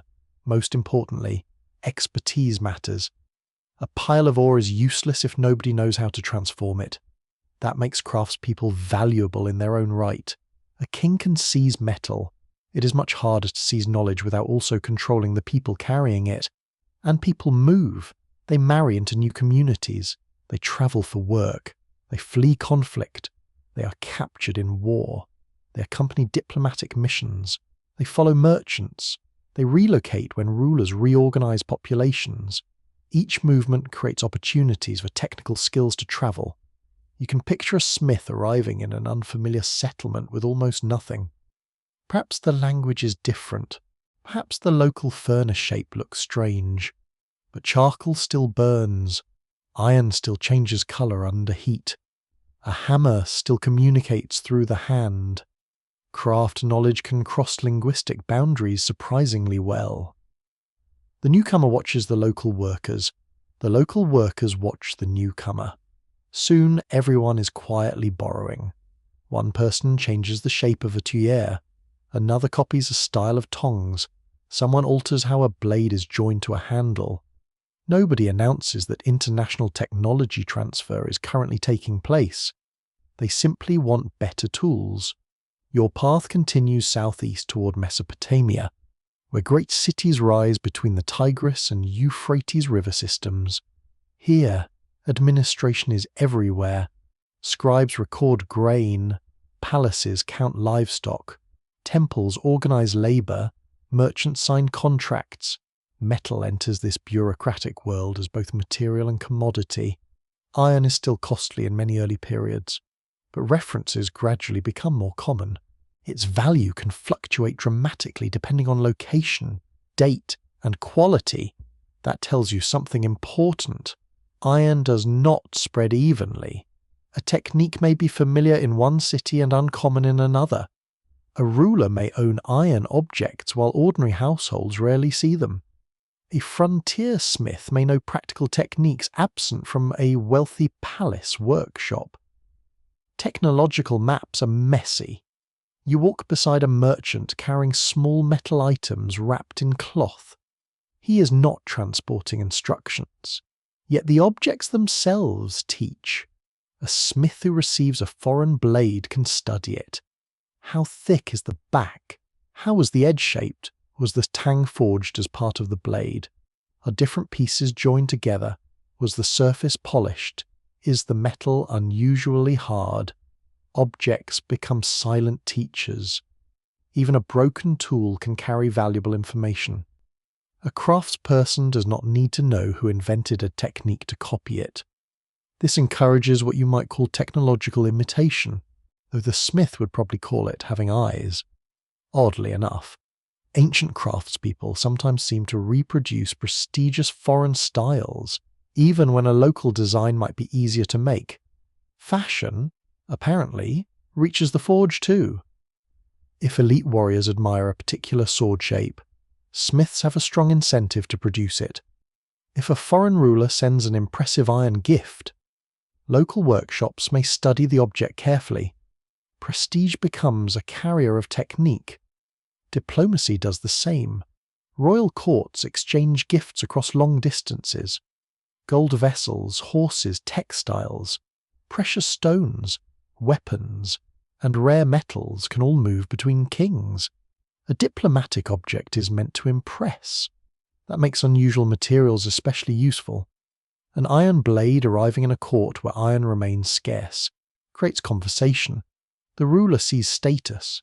The smith sees manufacturing clues. The court poet probably sees an opportunity to make the ruler sound favoured by the gods. Everyone gets something. You move west toward the eastern Mediterranean coast, where ports connect inland routes with seaborne trade. Ships carry cargo much farther than a single craftsperson could walk comfortably. Copper from one region may meet tin from another. Timber moves south. Luxury objects move north. Ideas travel in every direction. Ironworking knowledge enters this network gradually. A sailor does not need to be a metallurgist to carry a finished tool. A merchant does not need to understand forging to transport iron bars. Once the material arrives, local specialists can experiment. That is one reason technological spread accelerates when trade networks are dense. You do not need every community to reinvent every stage independently. You only need enough contact for people to see possibilities. A council decree proves in several ancient states that rulers eventually pay close attention to weapons, metal workers, and the movement of strategic resources. Such attention can encourage production, but it can also restrict it. A palace may try to control specialists. A ruler may demand that certain workshops produce for the state. Military needs can concentrate skilled labour, yet control is never perfect. Knowledge slips through borders because human beings do. A smith teaches an apprentice. The apprentice leaves. A soldier carries a foreign weapon home. A merchant hires a metal worker. A displaced family settles elsewhere. Suddenly a technique has crossed a political boundary without asking permission. Your journey turns south toward Egypt. The Nile Valley supports enormous agricultural wealth and an administrative system capable of organizing skilled crafts on a large scale. For much of the Bronze Age, bronze remains central to Egyptian metalworking. Iron exists, but it is unusual. Over time, however, knowledge of smelted iron becomes increasingly present, especially through connections with neighbouring regions. Egypt is not isolated. It has trade links with the Levant, Nubia, the Mediterranean and lands beyond. Armies move, diplomats move, craftspeople move. Foreign communities settle in Egyptian territory. Egyptian officials encounter foreign equipment and techniques. The Nile may look like a long ribbon of fertile stability, but ideas are constantly arriving along it. You enter an Egyptian workshop where the familiar sounds of metalworking mix with unfamiliar methods. A worker, accustomed to bronze casting, watches another craftsman forge a dark iron bar. The contrast is striking. Bronze flows into shape. Iron is beaten into shape. One tradition relies heavily on moulds. The other depends more on repeated heating and hammering. Neither immediately replaces the other. For a long time, they coexist. That coexistence is important. Technological change is rarely a clean handover. People continue using older materials because they understand them. A bronze tool does not become useless merely because iron exists. A workshop may produce both. A wealthy customer may prefer bronze for certain objects. Iron may be chosen for others. The transition depends on supply, cost, skill, and purpose. Your fingers brush against a cold bronze vessel, and then a rough iron fitting. Two technologies occupy the same room. There is no need for history to choose sides immediately, east and south of Egypt. Other communities are also experimenting with iron in distinct ways. In Nubia, metalworking develops within societies connected to both the Nile Valley and regions farther south. Across the Levant, local kingdoms interact with larger empires while maintaining their own craft traditions. Farther east, Assyrian expansion eventually draws enormous territories into networks of tribute, warfare, administration, and forced resettlement. These movements can spread technologies rapidly. An empire conquers a city. Specialists are relocated, workshops are reorganized, military equipment is standardized, or resources come under new control. What looks on a map like political expansion also becomes movement of technical knowledge. One scandalous aside is that ancient rulers are often extremely enthusiastic about relocating skilled workers when those workers belong to somebody else. From the ruler's perspective, a captured smith is not merely a person. He is a portable workshop manual with hands. For the smith, naturally, the experience is considerably less flattering. Conflict, therefore, spreads technology in uncomfortable ways. War destroys workshops, but it also scatters specialists. Invading armies encounter unfamiliar weapons. Defeated communities adopt techniques from victors. Victors adopt useful techniques from defeated communities. Human beings are impressively willing to copy an enemy if the enemy has a better tool. Scholars bicker for how much the expansion of ironworking across the Near East depends on migration and warfare compared with the ordinary trade, local experimentation, and gradual exchange between neighbouring craftspeople. The evidence supports several pathways at once. Different regions probably experience different mixtures. You cannot point to a single road and say iron travels only here. Instead, imagine a web. One strand follows merchants, another follows soldiers, another follows marriages, another follows prisoners, another follows gifts between kings, another follows wandering specialists. The web grows denser. Techniques that once belonged to a handful of workshops become familiar across wider areas. Local styles emerge. One community prefers certain blade forms. Another develops distinctive tools. Another adapts furnace construction to local clay. Another finds an ore body that behaves especially well. Ironworking spreads, but it does not become identical everywhere. That is the beauty of the process. Knowledge travels, then changes. The receiving community does not simply copy, it experiments. A foreign technique meets local materials. A new solution appears. That solution may then travel somewhere else. You pause at a roadside workshop as evening gathers. A traveller is talking with the smith. You cannot hear every word. One gesture is clear. The traveller points toward the furnace, then uses his hands to show a different shape. The smith frowns. He asks something. The traveller demonstrates again. Tomorrow, perhaps, the furnace wall will be rebuilt slightly differently. No king records the conversation. No scribe marks the moment. No monument celebrates it. Yet that is how a technology crosses a border. The market quiets. Pack animals settle beside tied bundles. A merchant closes a wooden chest with a small iron fitting. Nearby, a smith turns a foreign blade under lamplight, studying the lines left by another worker's hammer, across kingdoms, valleys, deserts, ports, and mountain roads. Iron knowledge is no longer confined to isolated hands. It moves wherever people move, and people, inconveniently for borders and very conveniently for technology, are always moving. You stand in a world where bronze is still respected. It shines beautifully. Skilled artisans know how to cast it. Warriors trust bronze spearheads. Farmers use bronze tools.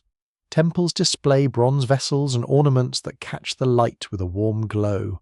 Iron does not replace all of this overnight. For a long time, bronze remains familiar, prestigious, and useful. Then something changes. Not in one city, not in one year, not because a ruler wakes up and declares that everyone must now become terribly modern. The shift happens through pressure, supply pressure, military pressure, economic pressure, practical pressure, and slowly. Iron begins to win. You start with the problem hidden inside bronze itself. Bronze usually requires copper combined with tin. Copper is available in many regions, though not everywhere. Tin is far more awkward.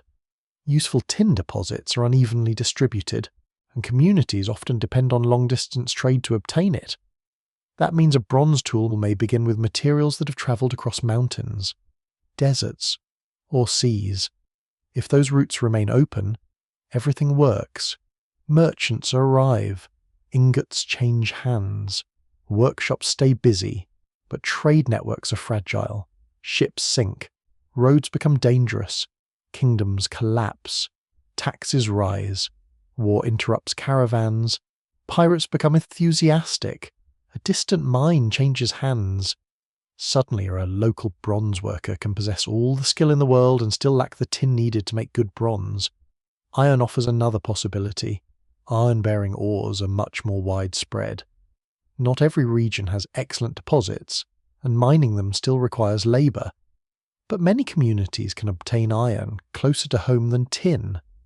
Records confirm that iron ores occur across broad areas of the ancient Near East, Mediterranean, Europe, Africa, and Asia, making iron production potentially less dependent on a few distant sources.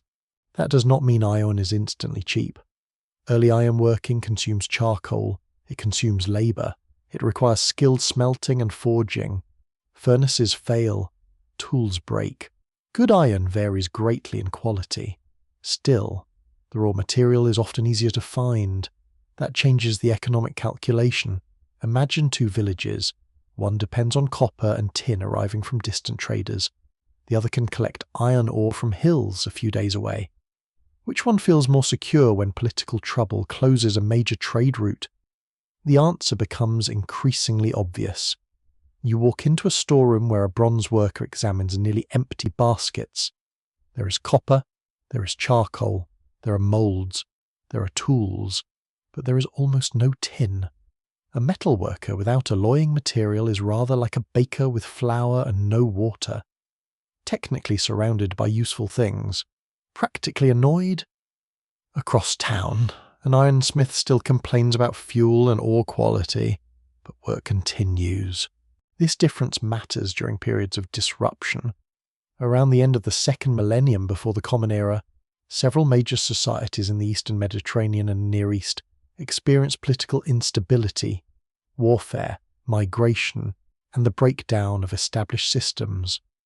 Large palace economies weaken or disappear in some regions. Trade patterns change. Certain cities are destroyed or abandoned. Modern historians often group parts of this upheaval under the broad idea of the Late Bronze Age collapse. The phrase sounds satisfyingly dramatic. The reality is complicated. Some societies fall hard, others survive. Some trade continues, some regions recover quickly. But instability creates exactly the kind of conditions in which dependence on distant tin becomes uncomfortable. Iron begins looking more attractive, not because bronze suddenly becomes bad, because iron can often be made from resources that are easier to obtain locally. Your mind drifts toward a farmer looking at two axes. The bronze axe is beautifully cast. The iron axe is darker and less elegant. The farmer does not care which one makes a better museum exhibit 3,000 years later. The farmer wants to cut wood. If iron can be obtained in larger quantities, repaired locally, and shaped into useful tools, appearance matters very little. Function is persuasive, so is availability. A village with enough iron can equip more people. A ruler with reliable iron production can supply workers and soldiers without waiting for rare imported tin. A household can own tools that were once costly. This is where iron begins moving from prestige toward practicality. And practical materials have a way of spreading quietly.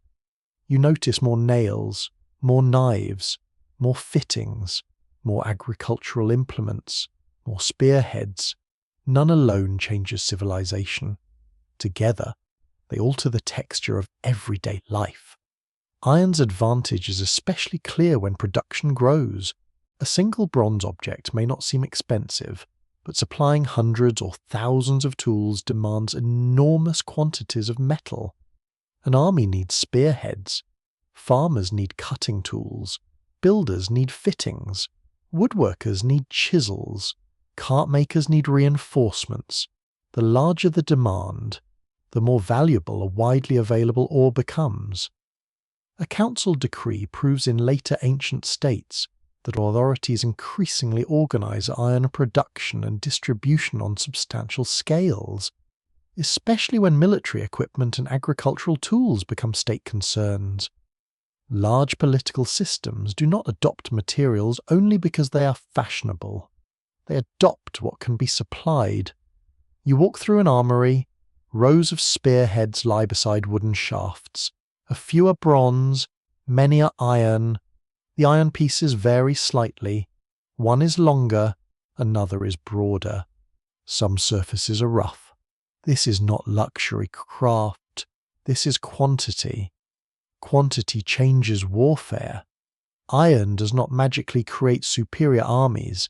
A poorly made iron weapon may perform worse than a well-made bronze one. Training still matters. Organization matters. Logistics matter. Leadership matters. A soldier remains disappointingly dependent on more than the chemical composition of the spear tip. Still, if iron allows a kingdom to equip more soldiers at manageable cost, it has strategic value. The same applies to armor fittings, knives, arrowheads, and tools used by military camps. Iron supports armies partly because armies consume enormous amounts of ordinary equipment. The glamorous sword gets the poem, the humble nail keeps the wagon together. That is often how history works. Oddly enough, one of iron's great strengths may be that it becomes boring. Once a material is common enough to be used for hinges, nails, hooks, and farm tools, it has escaped the world of rare prestige. It enters routine life. Routine is powerful. A household that can afford an iron knife may replace it when worn. A farmer with access to a local smith may repair an implement instead of waiting for imported metal. A builder can use more fittings. A carpenter can work faster with dependable cutting edges. The effects accumulate. Agriculture feels them strongly. Iron tools can help clear land. Axes cut timber. Hoes break soil. Sickles harvest crops. Plough fittings face hard ground. Not every agricultural tool becomes iron immediately, and wooden implements remain essential, but metal edges can make difficult tasks more manageable. You hear an axe biting into a tree trunk. The sound is sharp. Wood chips scatter. A worker pauses, rubs the handle, then strikes again. The metal edge does not need to be beautiful. It needs to survive another swing. This is where economic history becomes physical. A better or more available tool can reduce labour. Reduced labour can increase the amount of land worked. More land can support more food. More food can support larger communities. The chain is never automatic. Weather can ruin harvests. Poor soil can defeat good tools. Rulers can take too much tax. Goats can eat something important simply because goats consider this a civic duty. But tools influence what people are capable of attempting. Woodland clearance provides another example. Iron axes and adzes help people work timber for houses, ships, carts, fences, and fuel. Growing settlements consume wood constantly. Better access to metal cutting tools can increase construction and land clearance. This has environmental costs. Forests retreat around heavily populated or industrial areas. Charcoal production adds further pressure, so iron spread solves some shortages while creating new demands. A metal based on common ore still requires enormous quantities of fuel. There is no free miracle. You feel the rough bark of a felled tree and realize that iron production depends on wood, even when the finished object looks completely mineral. The forest stands behind the forge. The forge stands behind the tool returns to the forest. A neat circle, if you ignore the exhausted charcoal makers. Bronze does not disappear. This is important. There are things bronze does extremely well. It casts easily. It resists corrosion better than ordinary iron in many conditions. It can produce beautiful vessels, statues, decorative fittings, mirrors, bells, and complex shapes. Certain bronze traditions continue for centuries even when iron dominates many tools and weapons. So this is not a story of one material defeating another in a dramatic duel. It is division of labour. Iron takes over many tasks because it becomes more available and increasingly effective. Bronze remains valuable where its own properties are useful. You enter a wealthy household and see both metals. An iron knife sits in the work area. A bronze vessel stands in a ceremonial room. Nobody appears confused. Different materials serve different purposes. The modern urge to divide history into neat ages can make transitions look cleaner than they are. Stone survives into the Bronze Age. Bronze survives into the Iron Age. Wood survives through everything. Human beings are practical collectors of technologies. If something works, they keep using it. Scholars bicker over how strongly the spread of iron is tied to disruption in Bronze Age trade compared with improvements in smelting, population growth, military demand, and local economic choices. The debate remains lively because different regions follow different paths. In some areas, iron use rises during periods of political collapse. In others, powerful states actively expand production. Some communities adopt iron quickly. Others remain committed to bronze for longer. There is no single switch. You can see why. Technology depends on people. A community with excellent bronze workers may hesitate to invest in unfamiliar iron working. A region rich in copper may feel less pressure to change. A place with accessible iron ore and scarce tin may move faster. Local circumstances shape the transition. Another factor is skill. As smiths gain experience, iron gets better. Early iron may be inconsistent.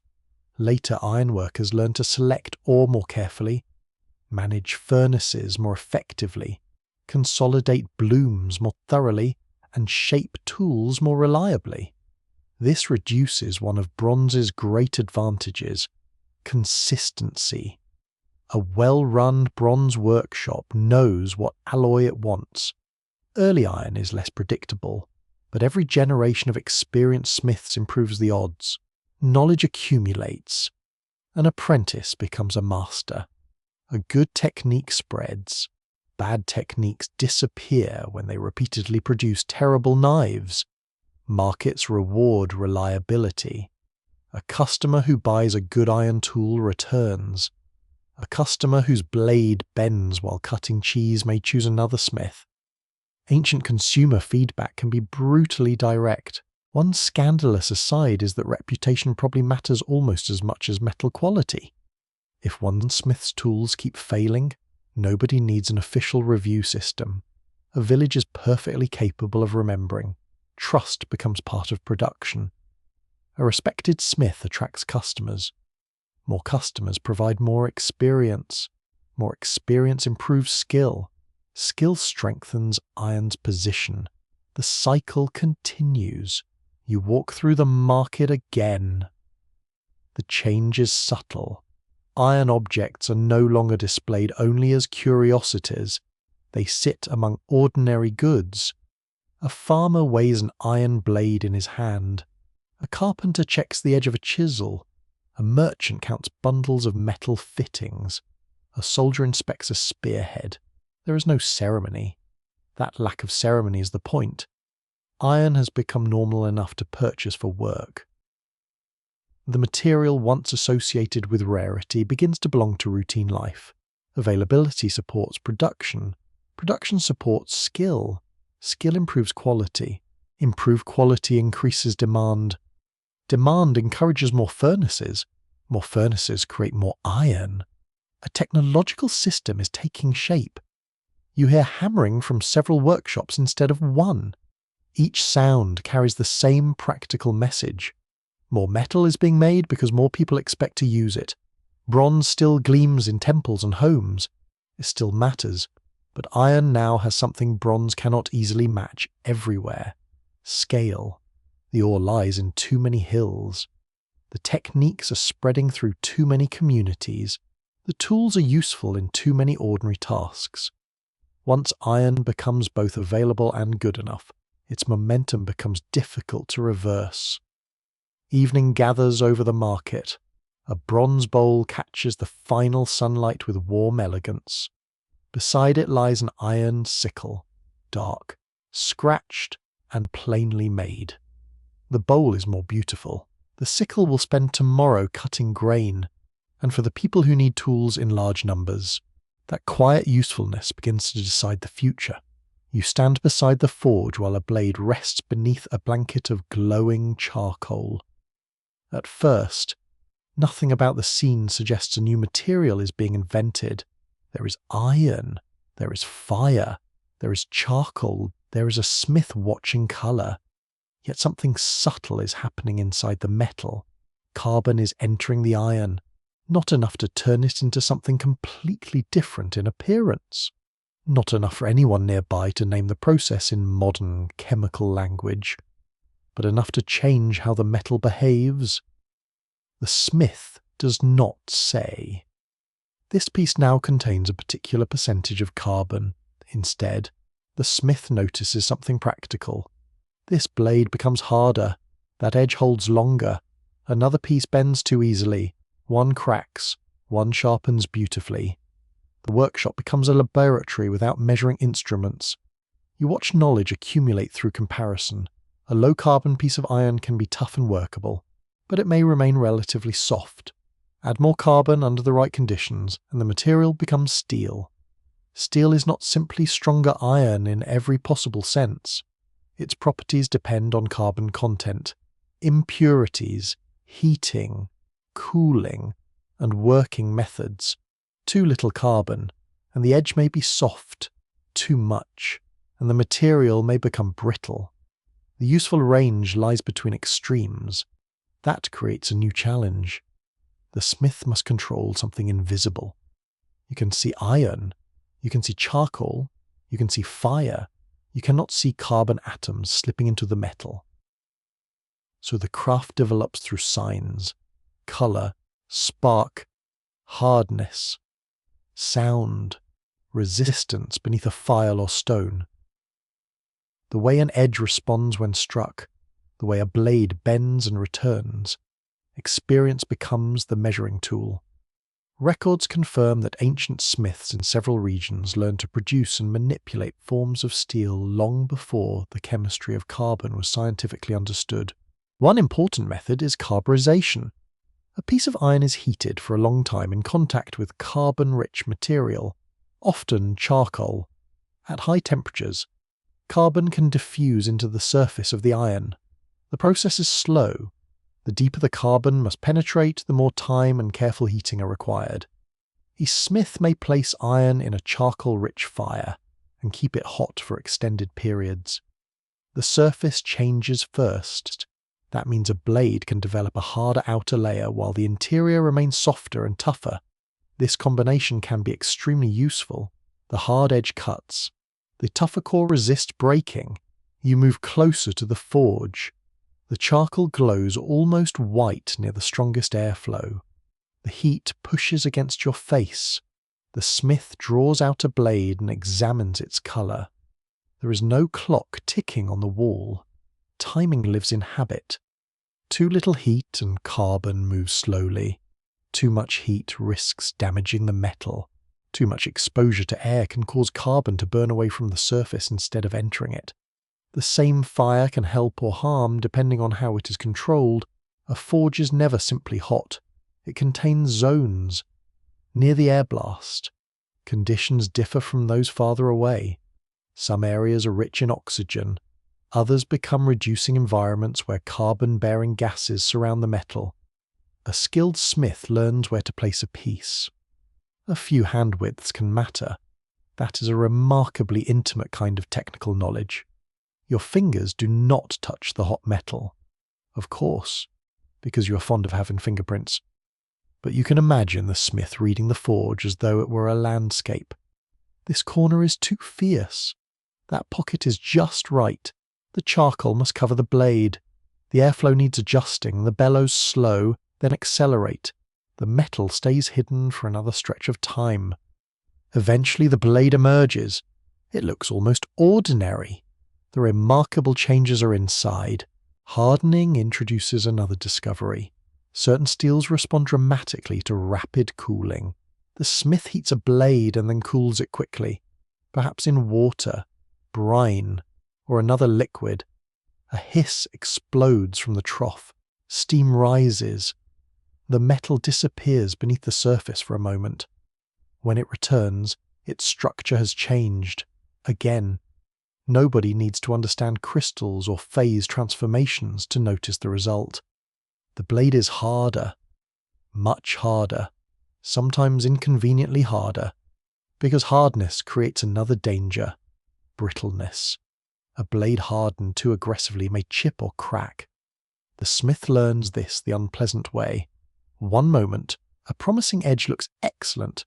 The next, a crack appears. Hours of labour become a lesson. Oddly enough, quenching probably produces some of the most emotionally dramatic seconds in the ancient workshop. After all the heating, hammering, shaping and grinding, a blade can fail during one brief plunge into liquid. The smith lifts it, looks closely, and discovers whether the day has been productive or personally insulting. Different quenching liquids behave differently. Water cools quickly. Brine can cool even more aggressively under some conditions. Oil cools more slowly. Ancient smiths may select liquids according to local traditions and experience. Stories later gather around unusual quenching mixtures. Some tales describe exotic ingredients and secret recipes. A curious footnote is that historical tradition sometimes credits substances such as animal products, urine, or specially prepared waters with mysterious hardening powers. In many cases, the useful effects are more ordinary than the legend suggests.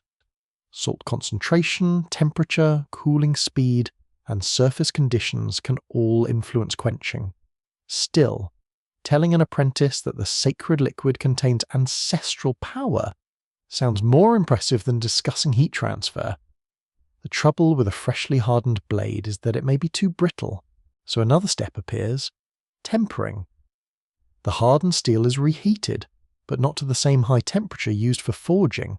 The goal is to reduce brittleness while preserving much of the hardness. This requires delicate control. Heat the blade too much and it softens excessively. Heat too little and brittleness remains. The smith watches the surface. Thin oxide colours can appear as the temperature rises. Pale yellow, straw, brown, purple, blue. These colours can serve as rough guides. A skilled worker learns what shade corresponds to the desired result for a particular tool. You watch a polished section slowly change colour over gentle heat. It feels almost magical. The steel becomes a thermometer for itself.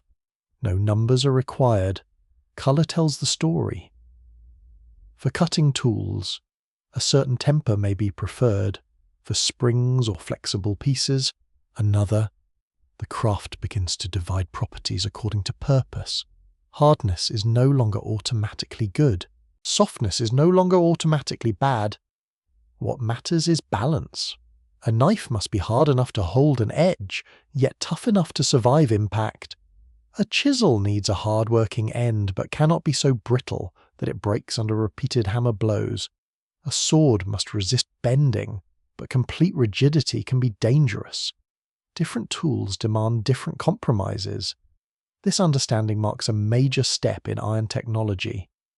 The smith is no longer merely shaping metal. The smith is designing behavior. Your mind drifts toward a blade being tested. The edge touches wood, then bone, then perhaps another metal surface. The worker listens, looks, runs a thumb carefully near the edge without sliding directly along it. A blade that remains sharp earns approval. Another is returned to the forge. One scandalous aside is that ancient quality control can be wonderfully unforgiving. If a tool fails in the hands of a farmer, carpenter, or soldier, the customer does not require a scientific explanation. The tool failed. That's enough. Reputation depends on avoiding such failures, so smiths become cautious about recipes. They remember which ore works well, which charcoal behaves best, which forge position gives the right carbon uptake, how long a blade should remain buried, how quickly it should be cooled, which color signals the correct temper. This knowledge may become guarded, not because every smith belongs to a secret society, but because expertise has economic value. A reliable steel blade can command respect. An unreliable one can ruin a reputation. You begin to understand why some workshops develop distinct traditions. A master teaches an apprentice. The apprentice copies gestures. Do not heat past this color. Do not quench while the spine is too hot. Keep charcoal over the edge. Listen to the ring. Watch for warping.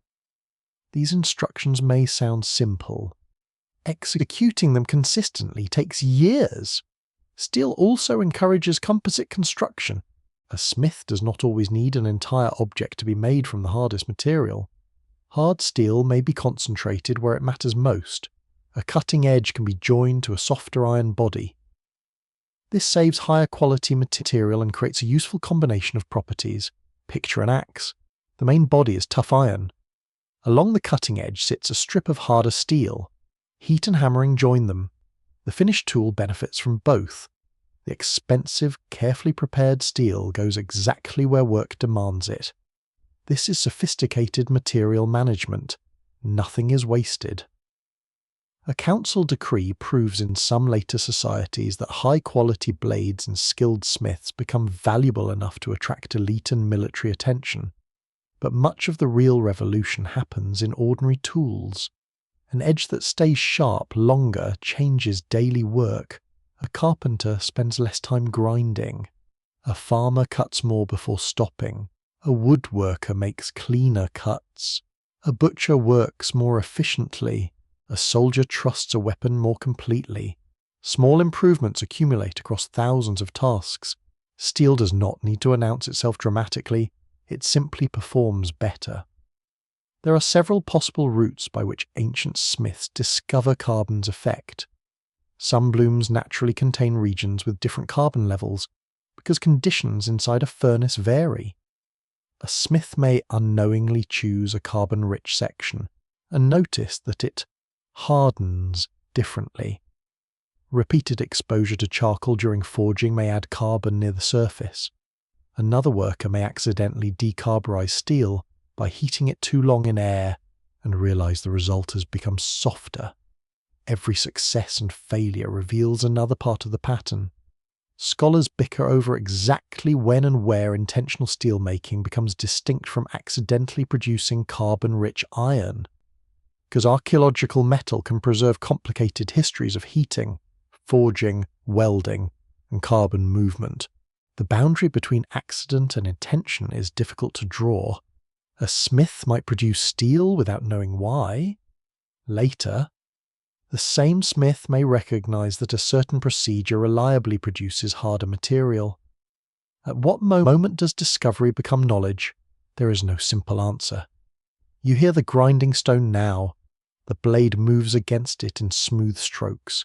A faint metallic rasp fills the workshop. The smith checks the edge under light. Then the blade returns briefly to the stone. This final sharpening reveals whether all the earlier work has succeeded. The edge becomes narrow enough to cut, not fragile, not soft, just right. You hold the finished blade carefully by its handle. It looks modest. Dark metal, a polished edge, perhaps a few irregular marks where hammer and stone have left their signatures. Yet inside that blade lies controlled carbon, controlled heat, controlled cooling, and generations of observation. The material is no longer simply iron pulled from ore. Fire has altered it. Charcoal has altered it. Water has altered it. Human judgment has directed each change. The forge grows quieter. A faint scent of oil mixes with charcoal smoke as the finished steel receives a protective wipe. The edge catches the glow of the coals for a moment, then fades back into shadow. What rests in your hand is not merely harder metal. It is evidence that ancient smiths have learned something far more difficult. They have learned that the hidden character of iron can be changed. You wake to the sound of work beginning around you. A wooden door opens, a cartwheel creaks, someone sharpens a blade against stone. A farmer lifts a tool from beside the wall and walks toward the fields while the sky is still pale. There is nothing ceremonial about the iron in his hand. That is precisely what makes the scene remarkable. Iron has become ordinary. It belongs in workshops, kitchens, fields, building sites, wagons, ships, storerooms, and households. A material once difficult to obtain now enters the routines of people who may never meet the miners, charcoal burners, smelters, and smiths responsible for producing it.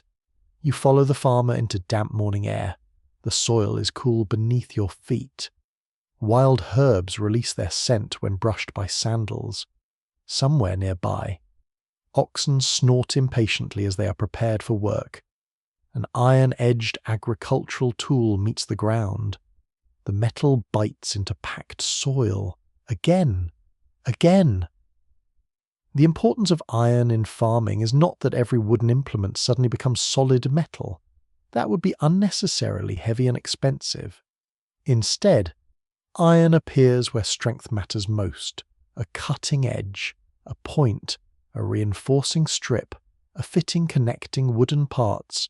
The partnership between wood and iron becomes one of the defining technologies of everyday life. Records confirm that iron tools eventually become widespread across agricultural societies in large parts of Eurasia and Africa, supporting tasks such as clearing land, digging, harvesting, woodworking, and maintaining irrigation systems. The effects are gradual. A single iron sickle does not double a harvest. An iron axe does not instantly create a village. But better access to durable cutting edges changes how much labour certain tasks require. You hear an axe strike a tree. The blade enters more deeply than a stone edge might. Wood chips fall onto damp leaves. A second worker trims branches with another iron tool. Nearby, someone repairs a fence using small metal fittings.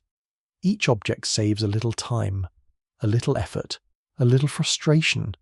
Civilization, inconveniently, is often built from accumulated reductions in frustration. You walk toward a carpenter's yard. The smell changes from wet soil to fresh wood. Planks lie stacked against a wall. A craftsperson uses an iron chisel to cut a clean recess into timber. Another worker drives a metal nail through a board. A third shapes a wooden joint with an iron-edged tool. The tools allow greater precision. That precision matters in houses, carts, furniture, doors, storage chests, bridges, boats, and agricultural equipment. Iron begins supporting technologies that do not appear metallic at first glance. Look at a wooden wagon.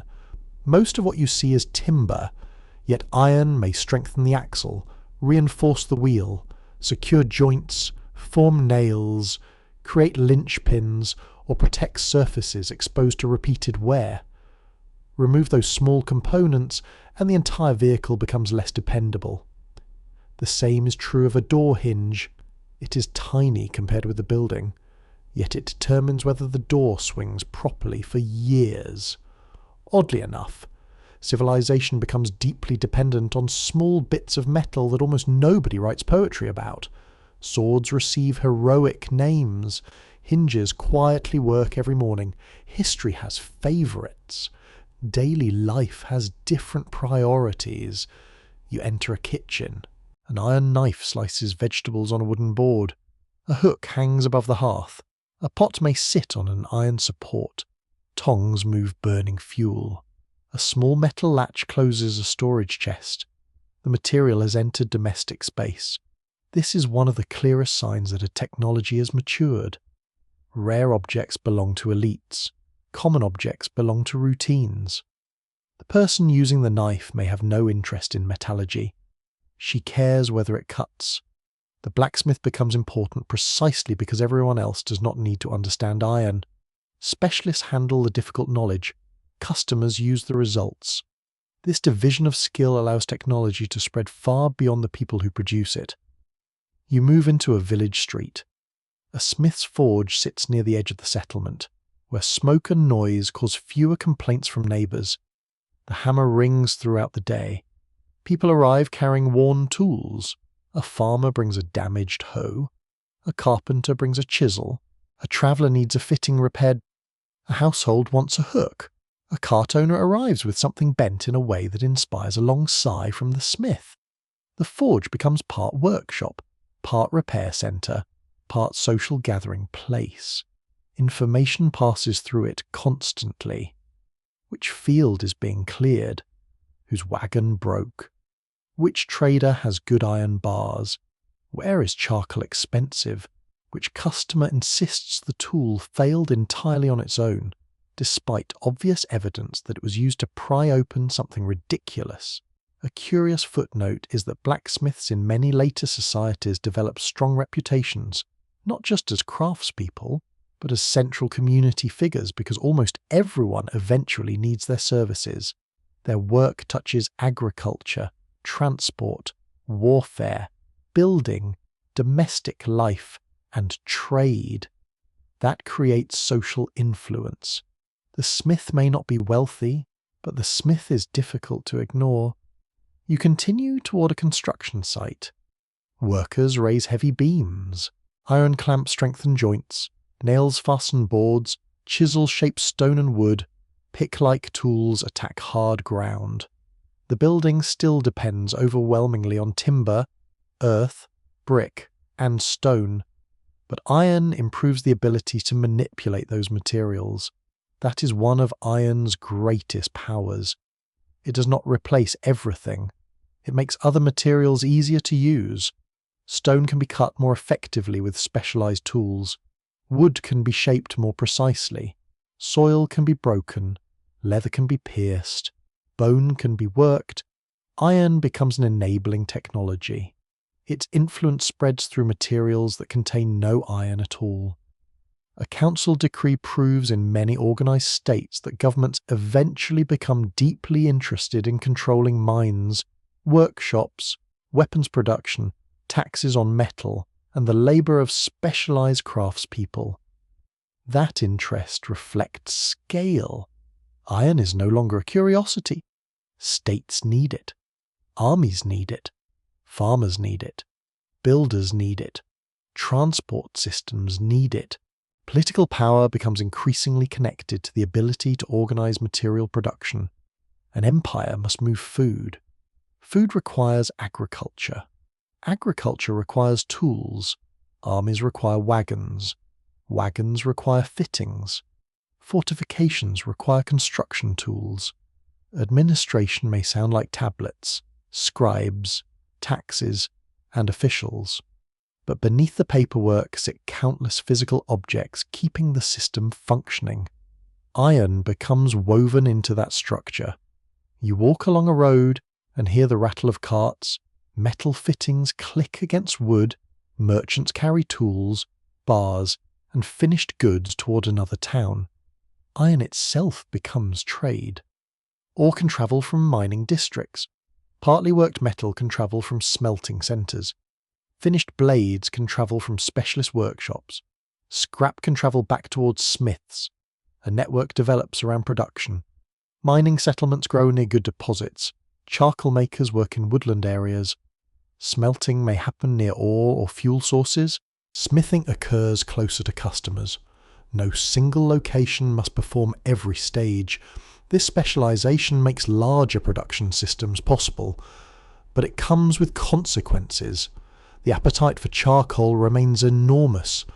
Forests near major production areas can be heavily exploited. Trees are cut not only for construction and fuel, but for the charcoal required by furnaces and forges. Iron therefore changes landscapes as well as tools. You stand on a hillside where tree cover has become patchy. Smoke rises from charcoal-making pits. Workers move bundles of wood. The finished knife in a distant market carries no visible memory of this hillside, yet the connection is real. Every material has a hidden geography. Iron connects mines to forests, furnaces to roads, smiths to farms, and workshops to political power. It also changes warfare. You approach a military camp where iron spearheads, knives, arrowheads, fittings, and tools lie among piles of equipment.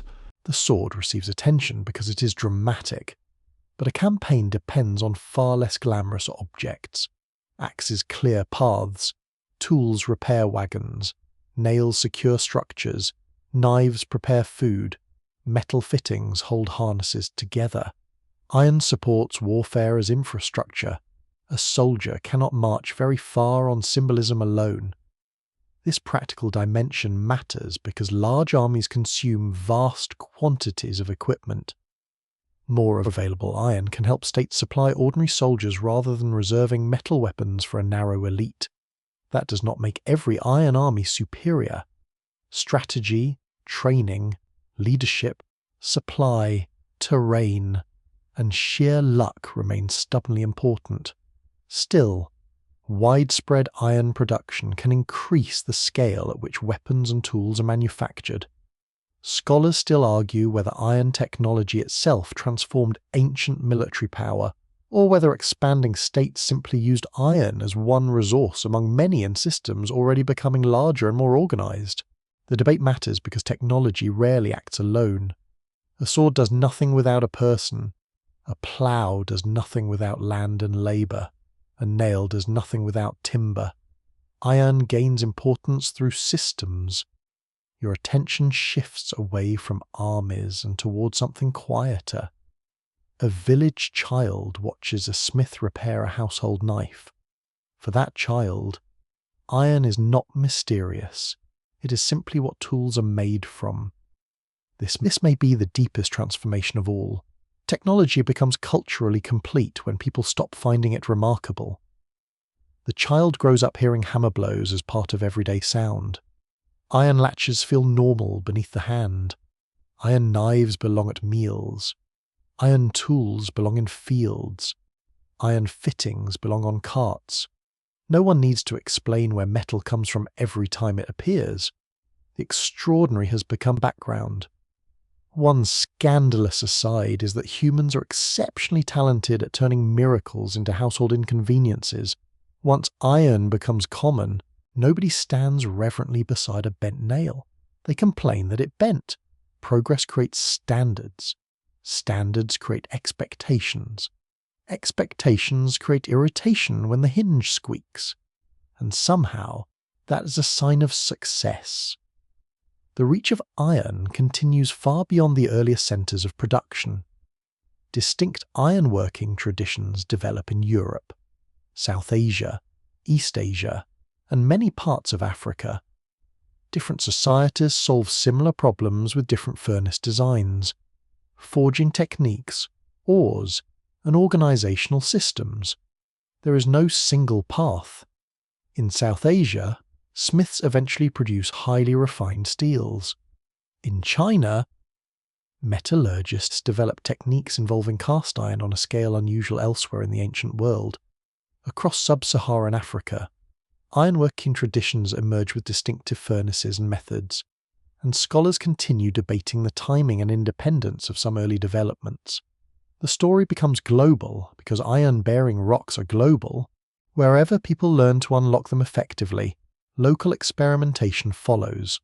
The material remains chemically familiar. The cultures surrounding it are wonderfully diverse. You can travel thousands of kilometers and still recognize the basic sights. Ore, charcoal, heat, hammer. But the furnace shape changes. The rituals change. The tools change. The names change.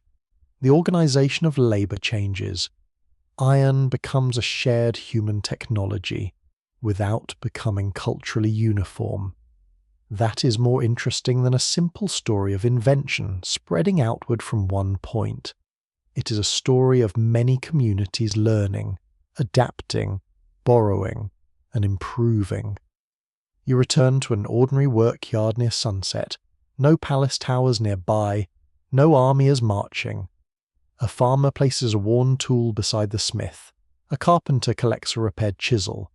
Someone closes a gate with an iron latch. A cooking fire begins to smell of onions and herbs. The day's tools are wiped, checked and set aside. The iron has done its work quietly. It has cut wood, turned soil, held wheels together, secured doors, shaped buildings, prepared food, supported trade, equipped travellers. Its importance lies not in one spectacular invention, but in thousands of ordinary actions repeated every day. And now the sounds begin to soften. The hammer grows still. The forge settles into a low red glow. Smoke rises slowly and thins beneath the darkening sky. You can leave the tools where they rest. The fields are quiet now, the doors closed, the carts motionless beside the road. Nothing needs shaping tonight. Nothing needs sharpening. The cold iron latch beneath your hand is smooth from years of use, and beyond it the air smells faintly of earth, charcoal, and evening herbs. You breathe more slowly. The villages fade into darkness. The furnaces dim. The distant ringing of metal disappears until only the soft night remains. Across hills and valleys, the iron inside the earth is silent again, while the objects made from it rest beside sleeping hands. There is no need to follow the roads any farther. Let the workshop lights go out one by one. Let the last ember cool. Let every hammer finally become still. The story settles with them, quiet and complete, beneath the same patient stars.